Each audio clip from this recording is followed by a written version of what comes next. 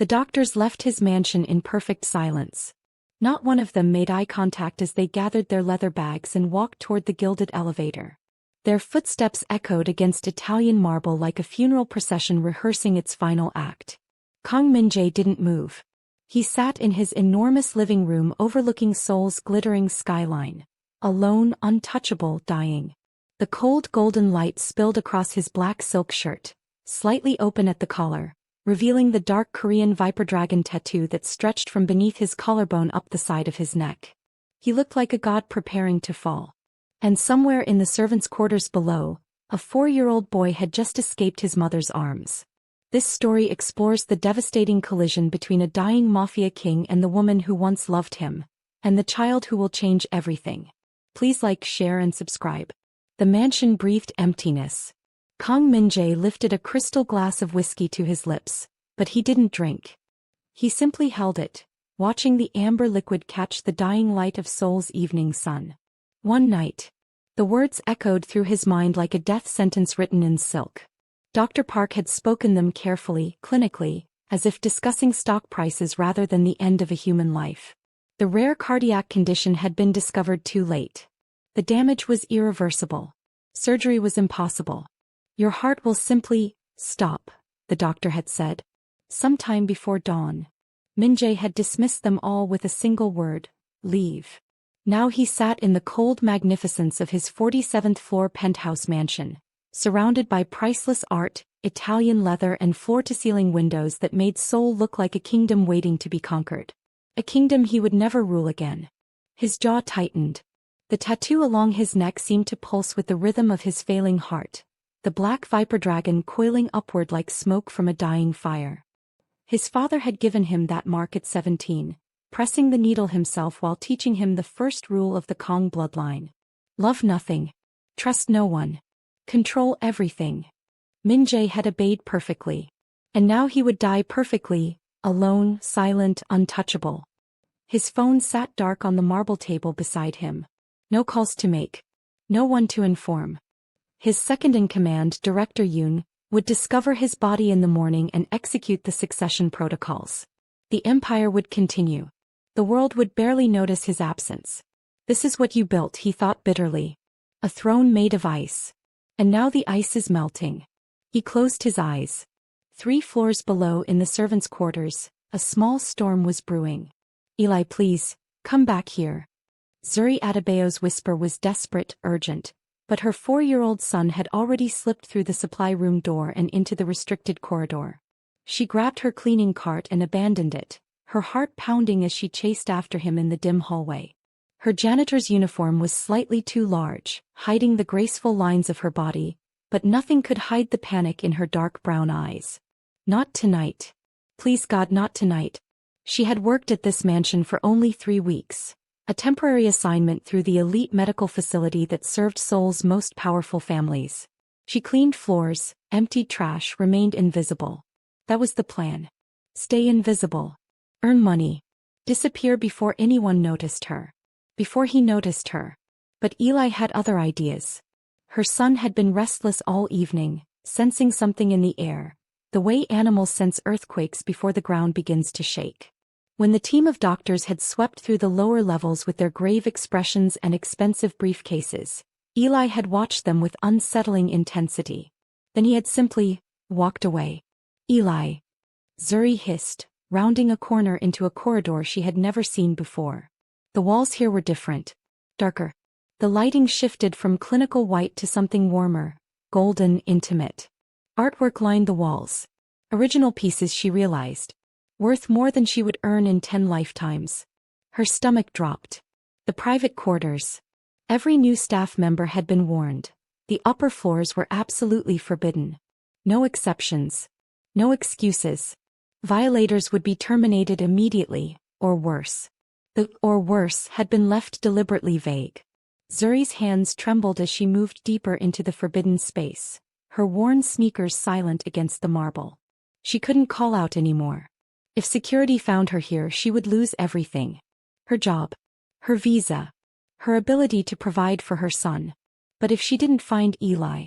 Her breath caught. The corridor opened into a massive living room, And there, illuminated by the golden glow of Seoul's twilight, sat the most terrifying man in South Korea. Kang Min-jae. He hadn't seen her yet. He was staring at the skyline, his profile sharp as a blade, his body perfectly still. The black silk of his shirt caught the light, revealing the dark tattoo that crawled up his neck like a living thing. He looked exactly as she remembered. No, she corrected herself, pressing her back against the wall. He looks worse. Colder. 5 years had passed since she last saw him. 5 years since she fled Seoul in the middle of the night, carrying a secret that could destroy everything. 5 years since she loved him.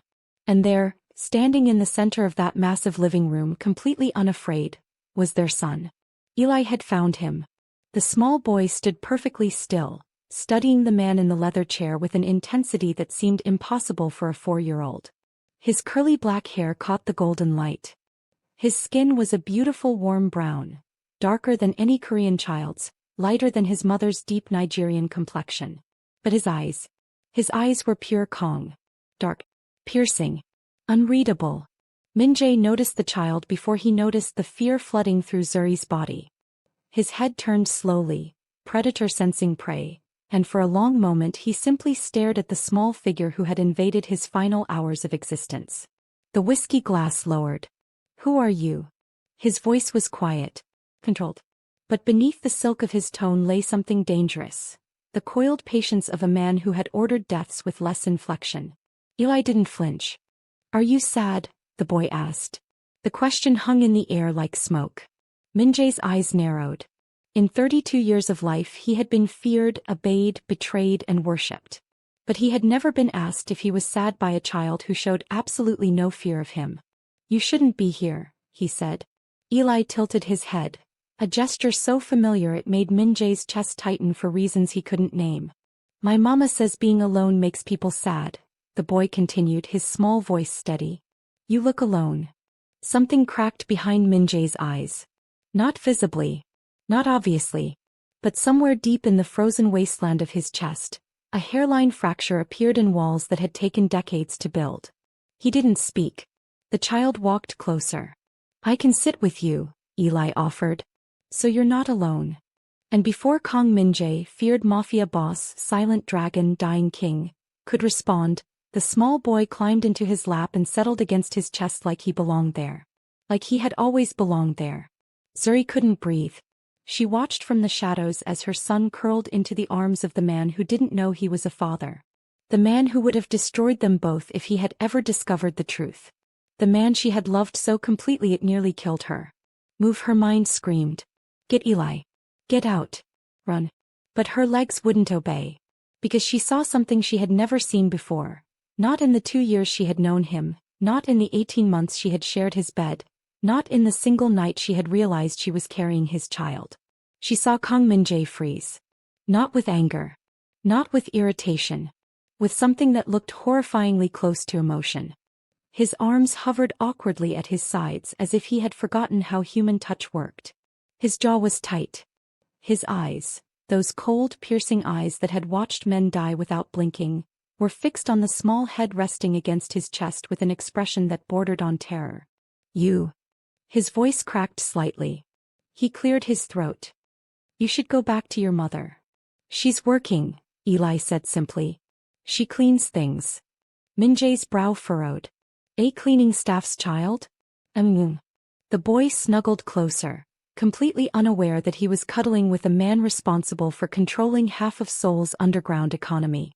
His small fingers found the edge of Min-jae's open collar, tracing the dark lines of the viper dragon tattoo with innocent curiosity.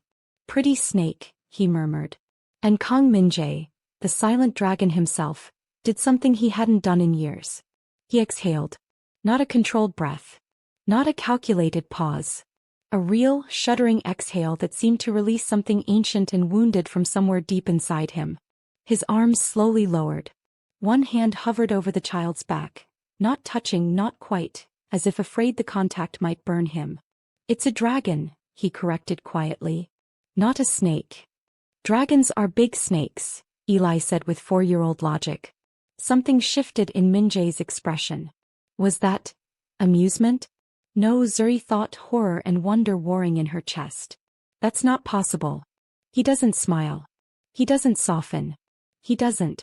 His hand settled on Eli's back. So, proactive. Like it belonged there. She must have made a sound. A gasp. A whisper. Something, because suddenly those dark eyes were no longer fixed on the child. They were fixed on her. And in the space between one heartbeat and the next, Zuri watched recognition crash through Kang Min-jae's face like a wave destroying everything in its path. His body went rigid. The softness vanished. The dragon returned. Zuri. Her name in his mouth was a weapon. Sharp, precise, devastating. He spoke it like a man discovering a ghost, like a king confronting a traitor, like a lover seeing the face of someone who had destroyed him. All three perhaps were true. Her voice failed her. She stepped out of the shadows, her janitor's uniform suddenly feeling like armor made of paper. I'm sorry, my son, he wandered off, I didn't mean to. Your son. The words were ice. Min-jae looked down at the child in his arms. Really looked for the first time, and Zuri watched the calculations begin behind his eyes. The dark skin. The curly hair. The familiar set of the jaw. The eyes. His gaze snapped back to her, and in that moment she saw something she had never seen before in Kang Min-jae. Doubt. Fear. A question he couldn't bring himself to ask. How old is he? He demanded. Zuri's heart stopped. 5 years earlier. She had been nobody. A Nigerian nursing student with a scholarship, a dream, and exactly 3 friends in all of Seoul. She worked part-time at a medical clinic that served the elite, a place where politicians came for discreet treatments and businessmen sought confidential consultations. A place where Kang Min-jae came after a bullet grazed his shoulder during a business negotiation.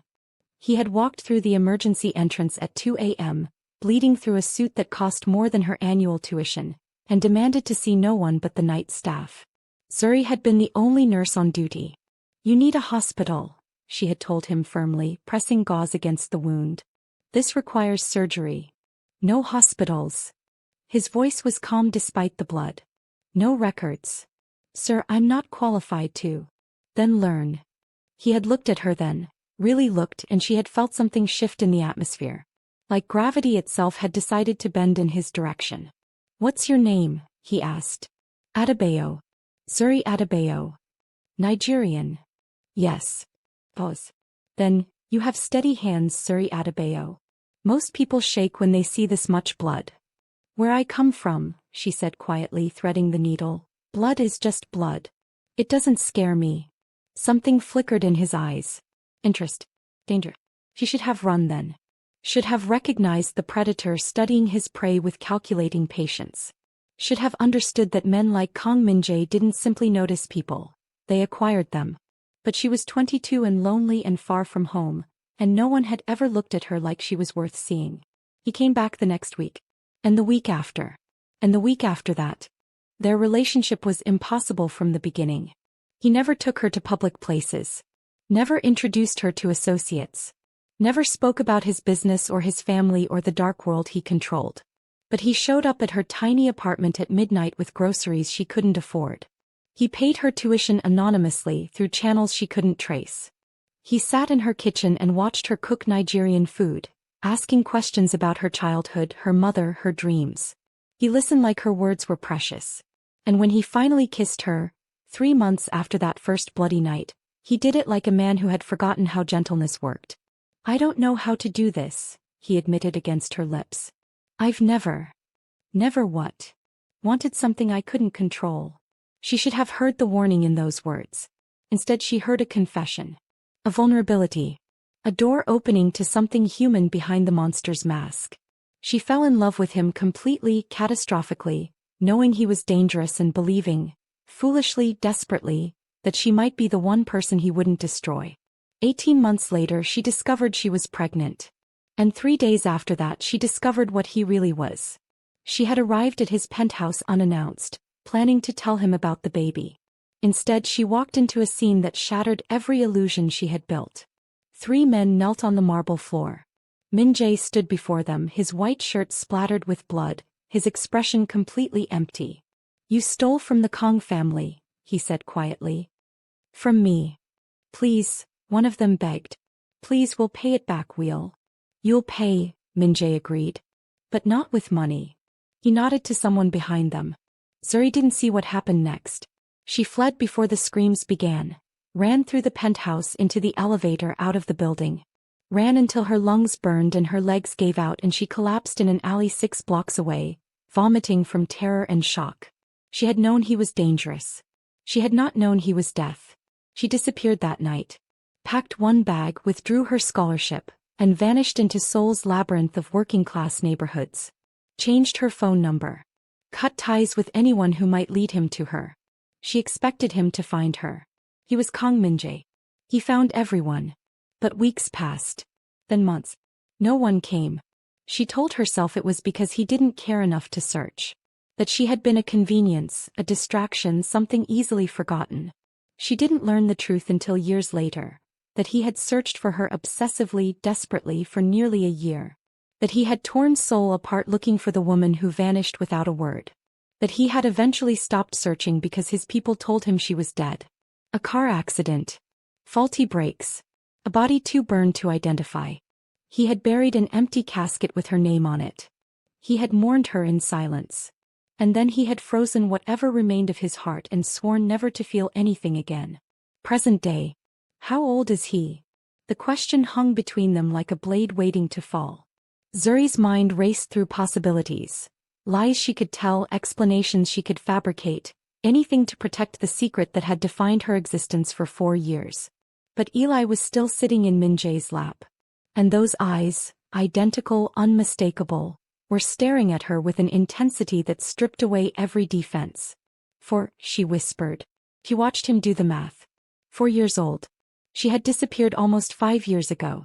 She had been his for 18 months before that. His jaw tightened. Get out. The words were so quiet she almost didn't hear them. What? Get out. He wasn't looking at her anymore. He was looking at Eli, at the curve of the boy's cheek, the set of his small jaw, the impossible familiarity of features that shouldn't exist. Eli, Zuri said, her voice trembling, come to Mama. The boy looked between them with unsettling perception. Even at 4 he seemed to understand that something massive was shifting in the room, tectonic plates of emotion grinding against each other. The dragon man is sad, Eli said. I should stay. Now Eli. Something in her tone finally reached him. He slid off Min-jae's lap reluctantly, padding across the marble floor to her side. She swept him into her arms, holding him tight against her chest like a shield. Zuri. He froze at the door. His voice was different now. Not cold. Not angry. Broken. You let me bury you, he said. You let me believe you were dead. You let me mourn you for 5 years. I saw what you were, she whispered. I saw those men. I saw you. And you ran. He rose from the chair, unfolding to his full height, and she was reminded viscerally of how tall he was. How powerful. How the darkness of his tattoo seemed to pulse against his skin like a living heartbeat. You ran and you took. He stopped. His eyes dropped to Eli. To those identical dark eyes staring back at him with calm curiosity. Is he mine? The question was barely audible. Zuri's arms tightened around her son. Zuri. His voice cracked. Is he mine? And in that moment, standing in the dying light of his final night on earth, Zuri Adebayo faced the choice she had been running from for 5 years. The truth or survival. No, she lied. He's not yours. The silence that followed was devastating. Min-jae stared at her like she had driven a knife through his chest, which in a way she had. The hope that had flickered momentarily in his eyes died as quickly as it had appeared, replaced by something colder. Harder. More dangerous. Get out, he said again. Min-jae. I said get out. She fled. Through the corridors, down the service elevator, back to the servants' quarters where she belonged. She didn't stop moving until she reached the small room assigned to night shift staff, didn't release her son until the door was locked behind them. Only then did she break. The sobs came silently. Years of practice had taught her to cry without sound, and she pressed her face into Eli's curly hair, breathing in the scent of him while her body shook with grief and terror and something that felt horrifyingly close to relief. He doesn't know. He believed me. He doesn't know. Mama. Eli's small hand touched her wet cheek. Why are you crying? I'm just tired, baby. The dragon man is nice. He let me sit with him. He's not nice. Her voice was sharper than she intended. He's dangerous, Eli. You can never go near him again. Do you understand me? Never. Eli was quiet for a long moment. Then, he has your eyes, Mama. My eyes too. Zuri's blood turned to ice. What did you say? The dragon man. His eyes look like mine. Eli touched his own face thoughtfully. Like in the mirror. Oh God. Her 4-year-old had noticed what she had prayed Min-jae wouldn't see. It's just a coincidence, baby. Some people look alike. Okay. Eli snuggled against her, satisfied. Can we see him again tomorrow? No. But he was alone. No, Eli. We're leaving tonight. We have to go. She started packing immediately, throwing clothes into bags, gathering documents, preparing to run again. She had done it once before. She could do it again. But even as she moved, a terrible certainty settled in her chest. Kang Min-jae was dying. By morning he would be gone. And she was running from a dead man. Min-jae didn't move for a long time after she left. He stood at the window watching Seoul glitter beneath him like a kingdom of broken glass, and tried to remember how to breathe. Is he mine? No. He's not yours. He had wanted her to lie. That was the devastating truth of it. He had seen the boy's eyes, his own eyes reflected back at him in miniature, and he had wanted desperately for it to be impossible. For the child to belong to someone else. For the last 5 years to make sense. Because if that boy was his son, if Zuri had hidden his child from him, if she had let him believe she was dead while raising his heir in servants' quarters, then he had no idea who she really was. And he had no idea who he had been mourning. He pulled out his phone. Director Yoon. Sir. The doctor said. The janitor. Nigerian woman, late 20s. Her file. Now. Sir, your condition. Now, director. Pause. Then, yes, sir. The information arrived within minutes. Min-jae scrolled through it with the methodical precision that had made him a king of Seoul's underworld. Name, Zuri Adebayo. Age, 27. Nationality, Nigerian. Employment, temporary cleaning staff assigned 3 weeks ago. Emergency contact, none listed. Dependents, 1 child, male, age 4. Father of child, unknown. Unknown. He stared at that single word until his vision blurred. Unknown. His hand tightened around the phone until the case cracked. Across Seoul, in a modest apartment in Mapo district, a man named Daniel Park was waiting. He had been waiting for 3 years, ever since he first met Zuri Adebayo at the small church where she cleaned on weekends. She had been guarded and cautious, but he had been patient, persistent. He was a good man. A teacher. A man who wanted nothing more than to make her smile. He had asked her to marry him twice. She had refused both times. I can't, she had said, her eyes full of pain. My past is too complicated. Then let me be your future. Daniel. She had touched his cheek gently. You deserve someone without ghosts. He had refused to give up. Tonight, his phone buzzed with an unexpected text from her. I need help. Can you meet me? He was in his car within minutes. Zuri was waiting for him outside the mansion's service entrance. Eli sleeping in her arms, 2 bags at her feet. What happened? Daniel demanded, reaching for the bags. Are you okay? Is Eli? We have to leave Seoul. Tonight. What? Please, Daniel. Don't ask questions. Just help me. He wanted to argue. Wanted to understand. But the terror in her eyes was real, and Daniel Park had spent 3 years learning that Zuri Adebayo carried secrets she would never share. He said. My car is here. Let's go.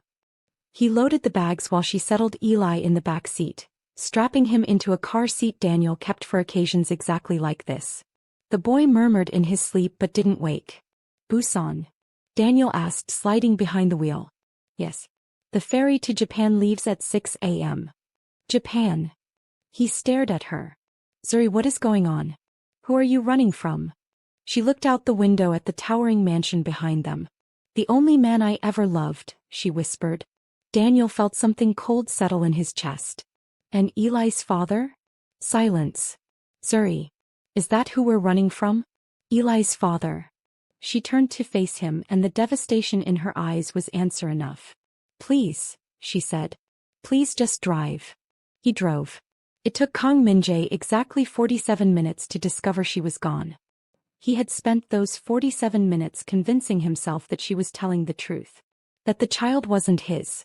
That the familiar set of those small features was coincidence. That the woman he had mourned for 5 years hadn't been hiding from him all along. Then Director Yoon called with an update. The Nigerian woman left the compound 23 minutes ago. Security footage shows her departing with a Korean male, approximately 30 years old. They loaded luggage into his vehicle, a silver Hyundai sedan license plate. Korean male? The words came out in a tone that made Director Yoon pause. Sir. He appears to be familiar with her. Intimate body language. He carried her bags and... Find her. Sir, the doctor said you should rest. I said find her. Min-jae was already moving toward his private elevator, his stride controlled despite the weakness flooding through his failing heart. Mobilize everyone. Track that car. I want her location within the hour. Sir, respectfully, you have 1 night left. Then I'll spend it chasing her. He ended the call. His security chief was waiting by the elevator when the doors opened. A woman named Captain Seo, whose expressionless face had witnessed more of Min-jae's darkness than anyone alive. The helicopter is ready, she said. Where are we going? Wherever she's going. Captain Seo didn't ask who she was. She had spent 5 years watching her boss bury his grief in violence and empire building. She had seen the photograph he kept in his desk, a single image of a smiling Nigerian woman, worn at the edges from years of handling. She had always known the dead woman wasn't forgotten. She just hadn't known the dead woman was still alive. The helicopter lifted off from the mansion's rooftop helipad, banking south over Seoul's neon maze. Min-jae sat in the leather seat with his eyes closed, trying to conserve strength he didn't have. His heart was stuttering, skipping beats, struggling, preparing to stop forever, but he refused to acknowledge it. Not yet. He needed answers first. He needed to know if the boy was his. He needed to know why she ran. And he needed to find her before someone else did. Because the Korean male in that car was a complication he hadn't anticipated. Who was he? How long had he known her? Was he raising Min-jae's son? The thought ignited something volcanic in his chest. Captain Seo. Sir. The man with her. I want everything. Name, occupation, history, intentions.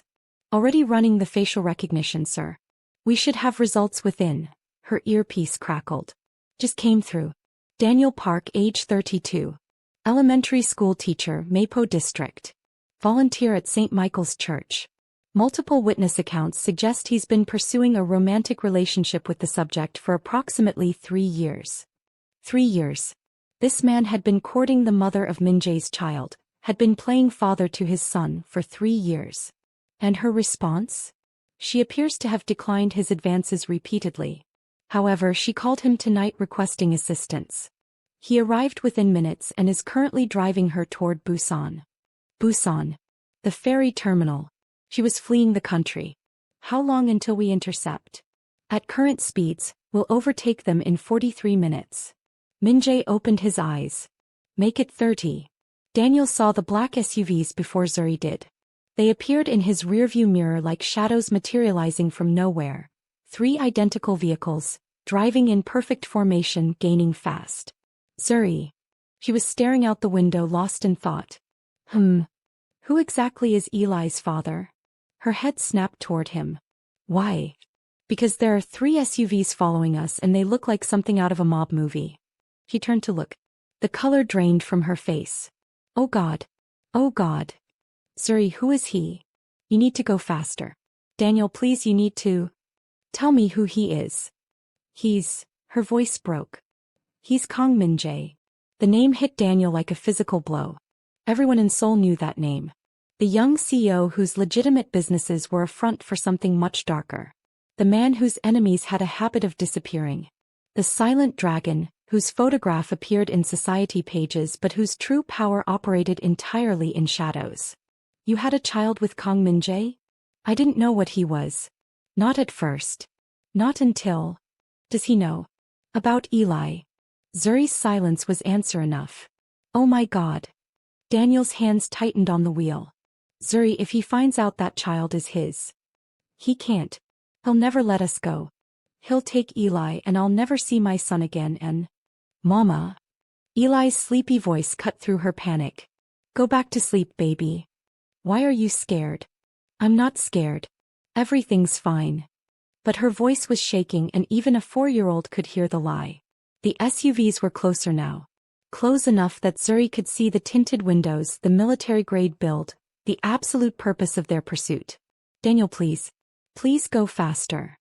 He pressed the accelerator to the floor. It wasn't enough. The first SUV pulled alongside them with terrifying precision. A tinted window lowered, revealing a woman in tactical gear who gestured sharply for them to pull over. Her expression was cold. Professional. The kind of face that had participated in violence and felt nothing. Don't stop, Zuri whispered. Daniel, don't. The second SUV appeared on their other side. The third positioned itself in front, gradually slowing. They were boxed in. I'm sorry, Daniel said, his voice hollow. There's nothing I can do. The car rolled to a stop on the shoulder of the dark highway. For a moment nothing happened. Then a fourth vehicle appeared. A sleek black sedan that pulled up behind them with the quiet authority of death itself. Its doors opened. And Kang Min-jae stepped into the night. He looked worse than he had hours ago. Even in the dim light of the highway, Zuri could see the pallor beneath his golden skin, the slight tremor in his hands, the way he moved like a man fighting his own body's collapse. But his eyes were the same. Cold, piercing, absolutely focused. On her. Get out of the car. His voice carried through the night like a commandment. Daniel opened his door slowly, hands raised. Listen, we don't want any trouble. I'm not talking to you. Min-jae's gaze never left Zuri. I said get out. She unbuckled her seatbelt with shaking hands. Mama. Eli was fully awake now, his small face pressed against the car window. It's the dragon man. Min-jae's expression flickered. Stay in the car, baby, Zuri said. Mama will be right back. She stepped out onto the gravel shoulder, her cheap sneakers crunching against stone. The night air was cold. The stars above them seemed very far away. Min-jae closed the distance between them in 3 strides. You lied to me. I told you. You lied. He was so close she could smell his cologne, the same scent he had worn 5 years ago, the scent that still haunted her dreams. That boy has my eyes. My jaw. My blood. You think I can't see what's standing in that car? He's not. Don't. His voice dropped to something lethal. Don't you dare lie to me again, Zuri. Not after 5 years. Not after I buried you. Not after I… He stopped. Something passed across his face, something raw and wounded that he clearly hadn't meant to reveal. Is he mine? He asked. One word. Yes or no? Zuri looked at this man she had loved. This monster she had fled. This dying king who had somehow found her on the darkest highway in Korea. And she told him the truth. Yes. The world stopped. Min-jae stared at her like she had just driven a blade through his chest, which in a way she had. The confirmation he had demanded destroyed something in him even as it rebuilt something else. He had a son. A 4-year-old boy with his eyes. A child he had never held, never known, never watched take his first steps or speak his first words. For years. Stolen. You kept him from me. I was protecting him. From me. You're a murderer. The words exploded from her, 5 years of fear and grief and anger finally breaking free. I saw what you did to those men. I saw the blood on your hands. What was I supposed to do? Raise your son in the middle of a war zone. You were supposed to tell me. So you could do what? Drag him into your world? Teach him to kill? Turn him into… I would have protected him. Like you protect everyone else? She was crying now, tears streaming down her face. Like you protected those men who knelt on your floor?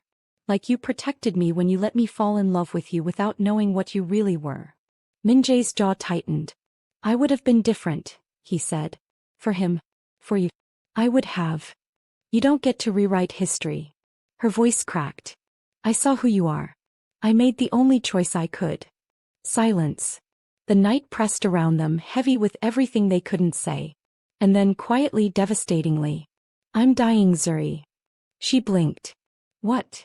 The doctors gave me until morning. My heart. He touched his chest briefly, a gesture that seemed almost unconscious. It's failing. By dawn I'll be dead. She stared at him, waiting for the manipulation. The why? The strategic play. It didn't come. I have one night left, he said. One night to see the sun I didn't know existed. One night too. His voice broke slightly. Let me have this. Let me meet him. Then you can disappear. I won't follow. You're lying. I've never lied to you. You never told me what you were. Because I was afraid you would run. He laughed bitterly. And you ran anyway. Zuri's heart was pounding. Everything in her screamed that this was a trap. That Kang Min-jae didn't make deals or keep promises. That the moment she surrendered her son to him she would never see Eli again. But his eyes. Those cold, piercing eyes that had always seemed incapable of human emotion. They were wet. Eli recognized him immediately. Dragon Man. The boy scrambled out of the car before anyone could stop him, running across the gravel on small determined legs, and Kang Min-jae, feared Mafia boss, dying king, silent dragon, sank to his knees to catch him. The child slammed into his arms like a small warm projectile. You came back. Eli said happily. I told Mama you were nice. Min-jae's arms wrapped around his son. His son. The words echoed through him like a revelation, like a wound, like a miracle he had never dared to imagine. He buried his face in the boy's curly hair and breathed in the scent of him, soap and childhood and something that smelled inexplicably like home. I came back, he agreed, his voice rough. Are you still sad? Min-jae pulled back to look at his son's face. Those identical eyes. That stubborn little jaw. God, he's beautiful. I'm not sad anymore, he said. Eli smiled. A radiant, innocent expression that hit Min-jae like a physical blow. Good. Sad is bad for you. Is that so? Mama says emotions should flow like rivers. If you dam them up, they flood. Min-jae's gaze flickered to Zuri, who stood frozen by the car, watching this scene like she was witnessing a miracle and a tragedy simultaneously.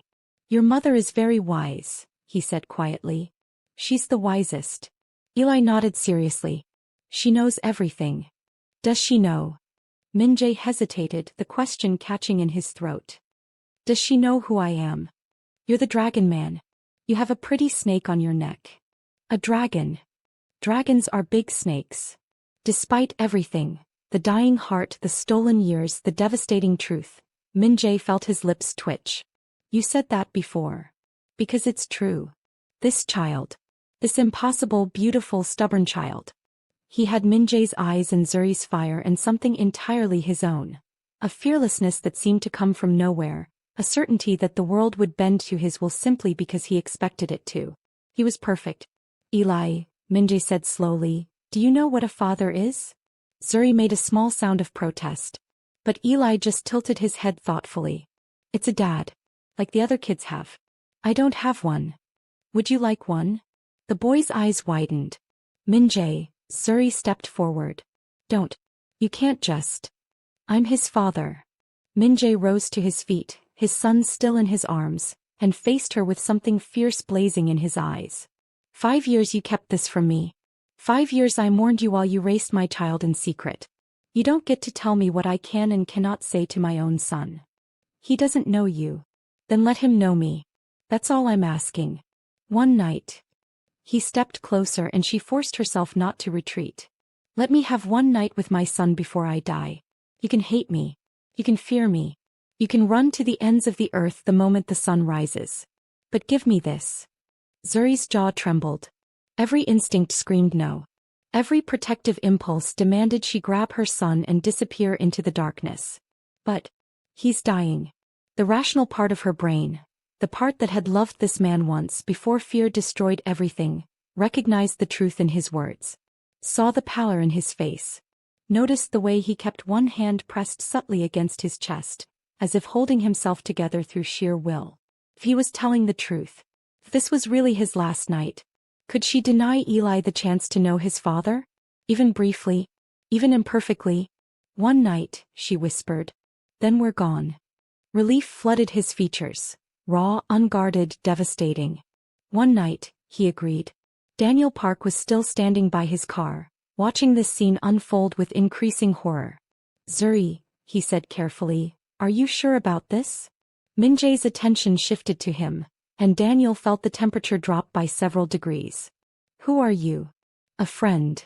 A friend who drives another man's family in the middle of the night? She's not your. Daniel stopped himself. She needed help. I helped. Min-jae studied him with the cold precision of a predator assessing prey. You're in love with her. It wasn't a question. Daniel's jaw tightened. That's not your business. Everything about her is my business. Min-jae moved closer, still holding Eli against his chest, and the tattoo along his neck seemed to pulse in the darkness. You've been chasing her for 3 years. Waiting. Hoping. Playing father to my son. Someone had to. The words hung in the air like a challenge. For a long, terrible moment, Daniel thought he was going to die right there on that dark highway. His body another secret buried by the most dangerous man in Seoul. But then Eli tugged on Min-jae's collar. Don't be mean to Daniel, the boy said firmly. He's nice. He teaches me math. Min-jae looked down at his son. Something in his expression shifted. The predator receding, the father emerging. Does he? And he brought me ice cream when I was sick. That was kind of him. The words clearly cost him something to say. Daniel exhaled carefully. I'm not trying to compete with you. I just want what's best for them. Then you'll understand when I tell you to leave. Min-jae, Suri started. He can go. You stay. His gaze found hers, burning with intensity. We have things to discuss. The helicopter ride back to Seoul was silent. Suri sat across from Min-jae, Eli sleeping in her lap, watching the city lights grow closer through the window. Every instinct screamed that she was flying into a trap, that the moment they landed she would be imprisoned, separated from her son, destroyed. But Min-jae wasn't watching her. He was watching Eli. His dying gaze fixed on the small sleeping form with an expression she had never seen on his face before. Something tender, something broken, something that looked terrifyingly like love. He's beautiful, he said quietly. Suri didn't respond. Does he know anything about me? No. What have you told him? That his father wasn't ready to be a parent. That sometimes people aren't able to give us what we need. Min-jae's jaw tightened. That's what you believe. That I wasn't ready. You were a murderer. Are a murderer. I was a man trying to survive in a world that doesn't reward kindness. He looked at her finally, and the rawness in his eyes made her chest ache. You think I wanted this life? You think I chose to inherit an empire built on blood? You could have walked away. And let my mother's killers go unpunished? Let my father's enemies destroy everything we built? He shook his head. You don't understand this world, Suri. You never did. I understood enough to run. Silence. The helicopter began its descent toward the mansion's rooftop helipad. I'm not asking you to forgive me, Min-jae said finally. I'm not asking you to love me again. I just want. His voice cracked slightly. I want to spend whatever hours I have left with my son. Can you give me that? Suri looked at this man she had loved. This monster she had fled. This dying father who had just discovered he had a child. Yes, she whispered. I can give you that. The mansion was exactly as she remembered. Magnificent. The staff moved through the corridors like ghosts, never making eye contact, never speaking unless spoken to. The artwork on the walls was priceless. The silence was oppressive. But there was something different now. Something missing. Where are your people? She asked, following Min-jae through the penthouse corridors. Your lieutenants, I sent them away. Why? He glanced back at her, Eli still sleeping in her arms. Because if I'm going to die tonight, I want to die alone. The admission struck her like a physical blow. You were going to spend your last night alone? There's no one I wanted to spend it with. His gaze held hers. Until now. He led them to a wing of the mansion she had never seen before. A private section with softer lighting, warmer colors, rooms that actually looked lived in. My personal quarters, he explained. No one comes here. Except you. Except me. He opened a door to reveal a luxurious bedroom suite. King-sized bed, floor-to-ceiling windows, a fireplace already crackling with warm light. Eli can sleep here, he said. The bed is comfortable. The room is safe. Suri hesitated. Putting her son to bed in the private quarters of Seoul's most dangerous man felt like the culmination of every bad decision she had ever made. But Eli was exhausted. And despite everything, she trusted that Min-jae wouldn't harm his own child. At least not physically. She laid Eli on the massive bed, tucking blankets around his small form. He stirred briefly, murmuring something in his sleep, then settled again. When she turned around, Min-jae was watching them from the doorway. His expression was unreadable. But his eyes were devastating. "I should have been here for this," he said quietly. "Every night for 4 years. I should have been here. You didn't know.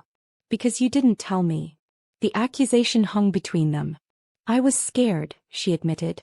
"I saw those men kneeling on your floor. I heard them begging. I knew what was about to happen and her voice broke. "I was carrying your child, Min-jae. How was I supposed to raise a baby in that world? By letting me protect you." "Protect me?" She laughed bitterly. "You couldn't even protect yourself. Look at you, dying at 32 from a heart that gave out from stress and violence, and the heart condition is genetic." She stopped. "What?" "My father had it. His father before him." "It's not?" He paused, something vulnerable crossing his features. "It's not because of my lifestyle. It's because of my blood." Zuri stared at him. "You're saying this would have happened anyway? Even if you had been a teacher? A businessman?" "Yes." She sank onto the edge of the bed, suddenly overwhelmed. All these years she had told herself that his darkness would destroy him. That his violence was a death sentence. That running had saved not just her and Eli, but saved them from watching him self-destruct. But it wasn't his choices that were killing him. It was his blood. His inheritance. The same blood running through her son's veins. "Eli," she whispered. "Does this mean Eli might?" "I don't know." Min-jae crossed the room, kneeling before her so their faces were level. "The condition doesn't affect everyone. It skips generations sometimes. But he should be monitored. Regularly."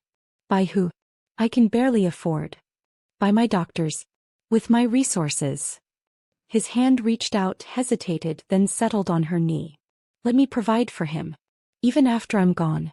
Let me give him everything I couldn't give in life." Tears spilled down Zuri's cheeks. "You want to buy your way into forgiveness?" "I want to buy him safety." His grip tightened slightly. "I have more money than I could spend in 10 lifetimes. Properties around the world. Investments that will compound for generations. Let me leave it to him. To you." "I don't want your money." "Then take it for Eli." His voice dropped to something raw. "He's my son, Zuri. My heir. My blood. Let me give him what I have, since I can't give him what I am." She looked at this man she had loved. This monster she had fled. This dying father offering everything he had to a child he had just met. And for the first time in 5 years, she felt something crack inside the armor she had built around her heart. They sat together in the living room as the hours passed. Not touching. Not quite talking. Just existing in the same space while Seoul glittered outside the windows and their son slept peacefully down the hall. "Tell me about him," Min-jae said eventually. "Everything. I want to know everything." So she told him. She told him about Eli's first words, "Mama," and then inexplicably, "No." His first steps, taken toward a butterfly in a park which he tried to catch with both hands. His obsession with dragons, "They're big snakes," he insisted, and his terror of loud noises, like his mother, Zuri admitted asterisk. She told him about sleepless nights when Eli was sick and she couldn't afford a doctor. About scraping together money for food while working 3 jobs. About the constant fear that someone would discover who Eli's father was. "You did all that alone," Min-jae said quietly. "I didn't have a choice. You had me. You always had me. If you had just—" "I saw you," she interrupted. "I saw the blood on your hands. How was I supposed to bring our child into that?" He was quiet for a long moment. "Do you want to know why those men died?" "No. They kidnapped a 6-year-old girl. The daughter of one of my business partners. They were holding her for ransom when my people tracked them down." Zuri's breath caught. "The blood you saw, the violence you witnessed, was justice. Not cruelty. Not random brutality. Justice. That doesn't make it right." "Maybe not." He met her eyes. "But it makes it understandable. I'm not a monster, Zuri. I'm a man who operates in a world where the only law that matters is the one you enforce yourself." She wanted to argue. Wanted to cling to the narrative she had built over 5 years. The one where he was pure evil and she was purely justified in running. But the truth was more complicated. It always had been. Around 3 in the morning, Eli woke up crying. Zuri was on her feet immediately, rushing down the hall to the bedroom where her son sat upright in the enormous bed, tears streaming down his face. "Baby, what's wrong?" "Bad dream," he sobbed. "There was a monster and you were gone and I couldn't find you." "I'm here." She gathered him into her arms. "I'm right here, Eli. Mama's not going anywhere. Promise. Promise." She rocked him gently, humming a Nigerian lullaby her own mother had sung to her as a child. The familiar melody seemed to calm him, his sobs subsiding into hiccups. When she looked up, Min-jae was standing in the doorway. Watching. His expression was something she couldn't name. Grief and longing and love and loss all tangled together into something devastating. "Dragon Man," Eli murmured sleepily, noticing him. "You're still here." "I'm still here. Are you staying?" The question hung in the air. Min-jae looked at Zuri. At his son. At the family he had just discovered. "I'm staying as long as I can," he said quietly. "I promise." Eli fell back asleep with one hand holding his mother's fingers and the other reaching toward the doorway where Min-jae still stood. It was the first time in 4 years that the boy had fallen asleep feeling like his family was complete. By 4 in the morning, Min-jae's condition was worsening. He hid it as long as he could. The trembling hands, the shortness of breath, the way his heart kept stuttering in his chest like an engine running out of fuel. But Zuri had spent 2 years loving this man. She knew his body. His rhythms. His tells. "You're getting worse," she said quietly. They were back in the living room, the lights dimmed, Seoul's early morning glow painting everything in shades of gray. "It doesn't matter. It matters to me." The words slipped out before she could stop them. He looked at her. Really looked, and she saw something flicker behind his eyes. "Hope." "Why?" he asked. "Because," she stopped. Started again. "Because despite everything, despite what you are and what you've done, I don't." His voice was rough. "Don't say something you'll regret. I loved you." The words fell between them like stones. "I loved you, Min-jae. More than I've ever loved anyone. And when I saw what you were capable of, when I realized the man I loved was also a man who could," she shook her head. "I was carrying your child. I was terrified. I made the only choice I could. You made the wrong choice. Maybe." Tears slipped down her cheeks. "But I was 23 and pregnant and alone in a foreign country, and the man I loved had just ordered men to be killed." "Say the word." "Killed." Her voice broke. "You killed them. And I knew you would kill again. And I couldn't raise our son in a world where death was just another business decision." Min-jae was silent for a long moment. Then slowly he rose from his chair, crossed the room to where she sat, and knelt before her just as he had hours ago. But this time there was no distance between them. No armor. No pretense. "I would have given it all up," he said. "For you. For him. If you had asked me, if you had told me. You don't know that. I know that I've spent 5 years mourning you. I know that I've buried myself in work and violence because feeling nothing was easier than feeling everything. I know that." His voice cracked. "I know that the only time I felt alive since you left was 3 hours ago, when our son climbed into my arms." Zuri's chest ached. "You can't change the past." "No. But I would change the future. If I had one." He took her hands in his grip weaker than she remembered, his skin colder. "I'm going to die, Zuri. Maybe in hours.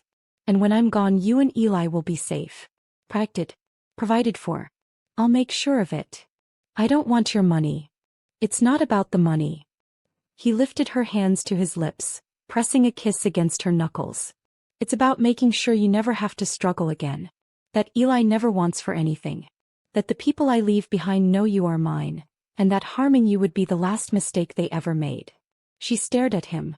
"You're planning even after death." "I'm planning especially after death."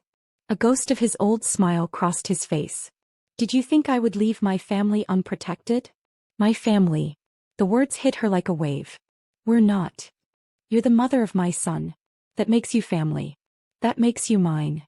Min-jae. I know you don't love me anymore." His voice was steady, accepting. I know I destroyed whatever we had when you saw my true nature. But I need you to understand I never stopped loving you. Not for one day. Not for one moment. You haunted me like a ghost, Suri. And now that I know you're alive, now that I know our son exists. He pressed his forehead against their joined hands. Let me spend whatever time I have left pretending we're a family. Let me have this one beautiful lie before the truth takes everything. Zuri's heart shattered. It doesn't have to be a lie, she whispered. He looked up at her. And for the first time in 5 years she let herself see him. Not the monster. Not the myth. But the man beneath, wounded, desperate, dying. Hers. I don't know if I can love you the way I used to, she said carefully. But I can try. We can try. If you survive the night. I won't. You don't know that. The doctors were wrong about me being dead. She took his face in her hands, forcing him to meet her eyes. They told you I was dead and I wasn't. Maybe they're wrong about this too. Hope flickered in his gaze, fragile, painful. That's not how medicine works. That's not how love works either. She leaned forward, her forehead touching his. But here we are. The kiss happened in the space between one heartbeat and the next. She didn't plan it. Didn't think about it. One moment they were sharing breath and the next his lips were on hers. Desperate, searching, devastating. He kissed her like a dying man kisses salvation. Like every moment of the last 5 years had been building to this single point. Like she was the only thing in the world worth living for. And she kissed him back. Because despite the fear, despite the past, despite everything logical and reasonable, she had never stopped loving him either. She had just buried it deeper. His hands found her waist, pulling her closer. Her fingers threaded through his hair. The kiss deepened, became something raw and aching and impossible to contain. Zuri. Her name in his mouth was a prayer. And then, his heart stuttered. She felt it happen. A sudden wrongness in the rhythm of his body, a catch in his breathing that had nothing to do with passion. Min-jae. His eyes widened. Pain flashed across his features, real, terrible pain, and his hand flew to his chest. No. She caught him as he swayed. No. It's time, he gasped. It's not. Stay with me. Stay with me. But his eyes were already rolling back. His body was already going limp. And somewhere in the depths of the mansion alarms began to sound. Cardiac arrest. Move. The medical team appeared from nowhere. Doctors and nurses who had apparently been stationed in the mansion despite Min-jae's orders for solitude. They swarmed the living room with controlled chaos, pulling Zuri away from his collapsing body, pushing equipment into position. Charging. Clear. The defibrillator sent his body arching off the floor. No response. Again. Clear. Another shock. Another horrible moment of stillness. Zuri stood frozen in the corner, her hands over her mouth, watching the man she loved die for the second time. Oh no. Mama. Eli's voice came from the hallway, small, frightened, confused. She wanted to go to him. Wanted to shield him from this horror. But she couldn't move. Couldn't breathe. Couldn't do anything but watch as the doctors fought for Min-jae's life. We're losing him. Try again. Clear. The third shock hit. Beep. Beep. Beep. The heart monitor found a rhythm. Weak. Freddy. But there. He's back, someone said. Barely. We need to stabilize immediately. Prep the surgical suite. He refused surgery. He's unconscious. His next of kin can authorize. Every eye in the room turned to Zuri. Ma'am. Dr. Park stepped toward her, his expression grave. You're the mother of his child. In the absence of other family that gives you authorization power. There's an experimental procedure, risky but potentially life-saving. We've been preparing it as a last resort. Zuri's mind spun. You said he had until morning. We were wrong. The condition accelerated. But if we operate now. Do it. The words came out before she could second-guess them. Do whatever it takes. Save him. 6 hours. For 6 hours, Zuri sat in the mansion's private medical wing, her son sleeping in her lap, waiting to find out if Kang Min-jae would live or die. The sun rose over Seoul. Staff moved quietly through the corridors. News of their leader's collapse had spread through the organization, and a tense energy permeated everything. the held breaths of people wondering if their world was about to change forever. Director Yoon appeared around hour 4. Mrs. Adebayo. She looked up, exhausted. I'm not a Mrs. Nevertheless. He sat across from her, his expression unreadable. The doctors are optimistic. The experimental procedure appears to be working. Relief flooded through her, so intense it was almost painful. He's going to live? If the recovery proceeds as expected. Yes. He's going to live. She burst into tears. Min-jae woke 2 days later. The first thing he saw was sunlight streaming through hospital windows. The private suite in his mansion's medical wing, equipped with every piece of advanced technology money could buy. The second thing he saw was his son. Eli was perched on the edge of the bed, watching him with those identical dark eyes. Hi, the boy said. Min-jae's voice came out as a rasp. Hi. Mama says you almost died. I did. But you didn't. Eli smiled, that radiant, innocent smile that hit Min-jae like a physical blow. I'm glad. I like you. I like you. Such simple words. Such devastating impact. I like you too, Min-jae managed. Good. Eli nodded seriously. We're friends now. Friends don't die on each other. Despite everything, the pain, the weakness, the machines keeping him alive, Min-jae felt something crack inside his chest. Not his heart this time. His armor. I'll try not to, he promised. Good. Eli held out his small hand. Pinky promise? Min-jae hooked his pinky around his son's. Pinky promise. Zuri found them like that. Her son and his father, pinkies intertwined, staring at each other with matching expressions of stubborn intensity. She stopped in the doorway, overwhelmed. Min-jae looked up. Their eyes met. And everything that had remained unsaid between them, the love, the fear, the grief, the hope, passed in a single glance. You stayed, he said. I stayed. Even after everything. Even after everything. He held out his other hand to her, weak, trembling, but reaching. She crossed the room and took it. 48 hours later, Min-jae was stable enough to receive visitors. And that was when Director Yoon arrived with news that changed everything. Sir, the man said, his expression grave. While you were unconscious, someone made a move. The Chin Syndicate has initiated a hostile takeover of 3 of our key territories. They've also... He hesitated. What? They've also put a price on the heads of anyone connected to you. Including... His gaze flickered to Zuri, who had frozen by the window. Including the woman and child. Min-jae's blood turned to ice. How much? 50 million. Each. Eli looked up from the book he was reading, innocent and unaware. Zuri had gone pale, her hand reaching instinctively for her son. And Kang Min-jae, still weak, still recovering, still fighting his way back from death's door, felt something ancient and volcanic awaken inside him.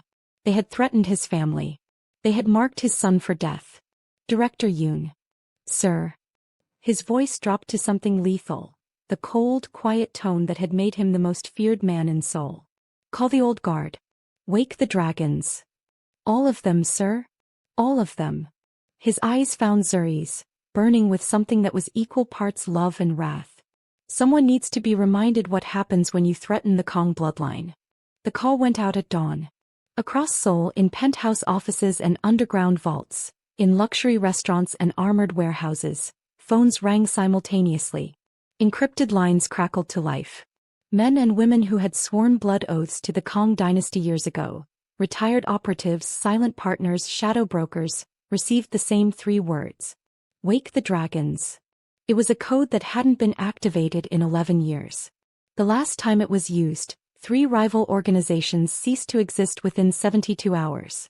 Their leaders were never found. Their assets were absorbed. Their names were erased from every record as if they had never existed at all. Seoul's underworld still whispered about it.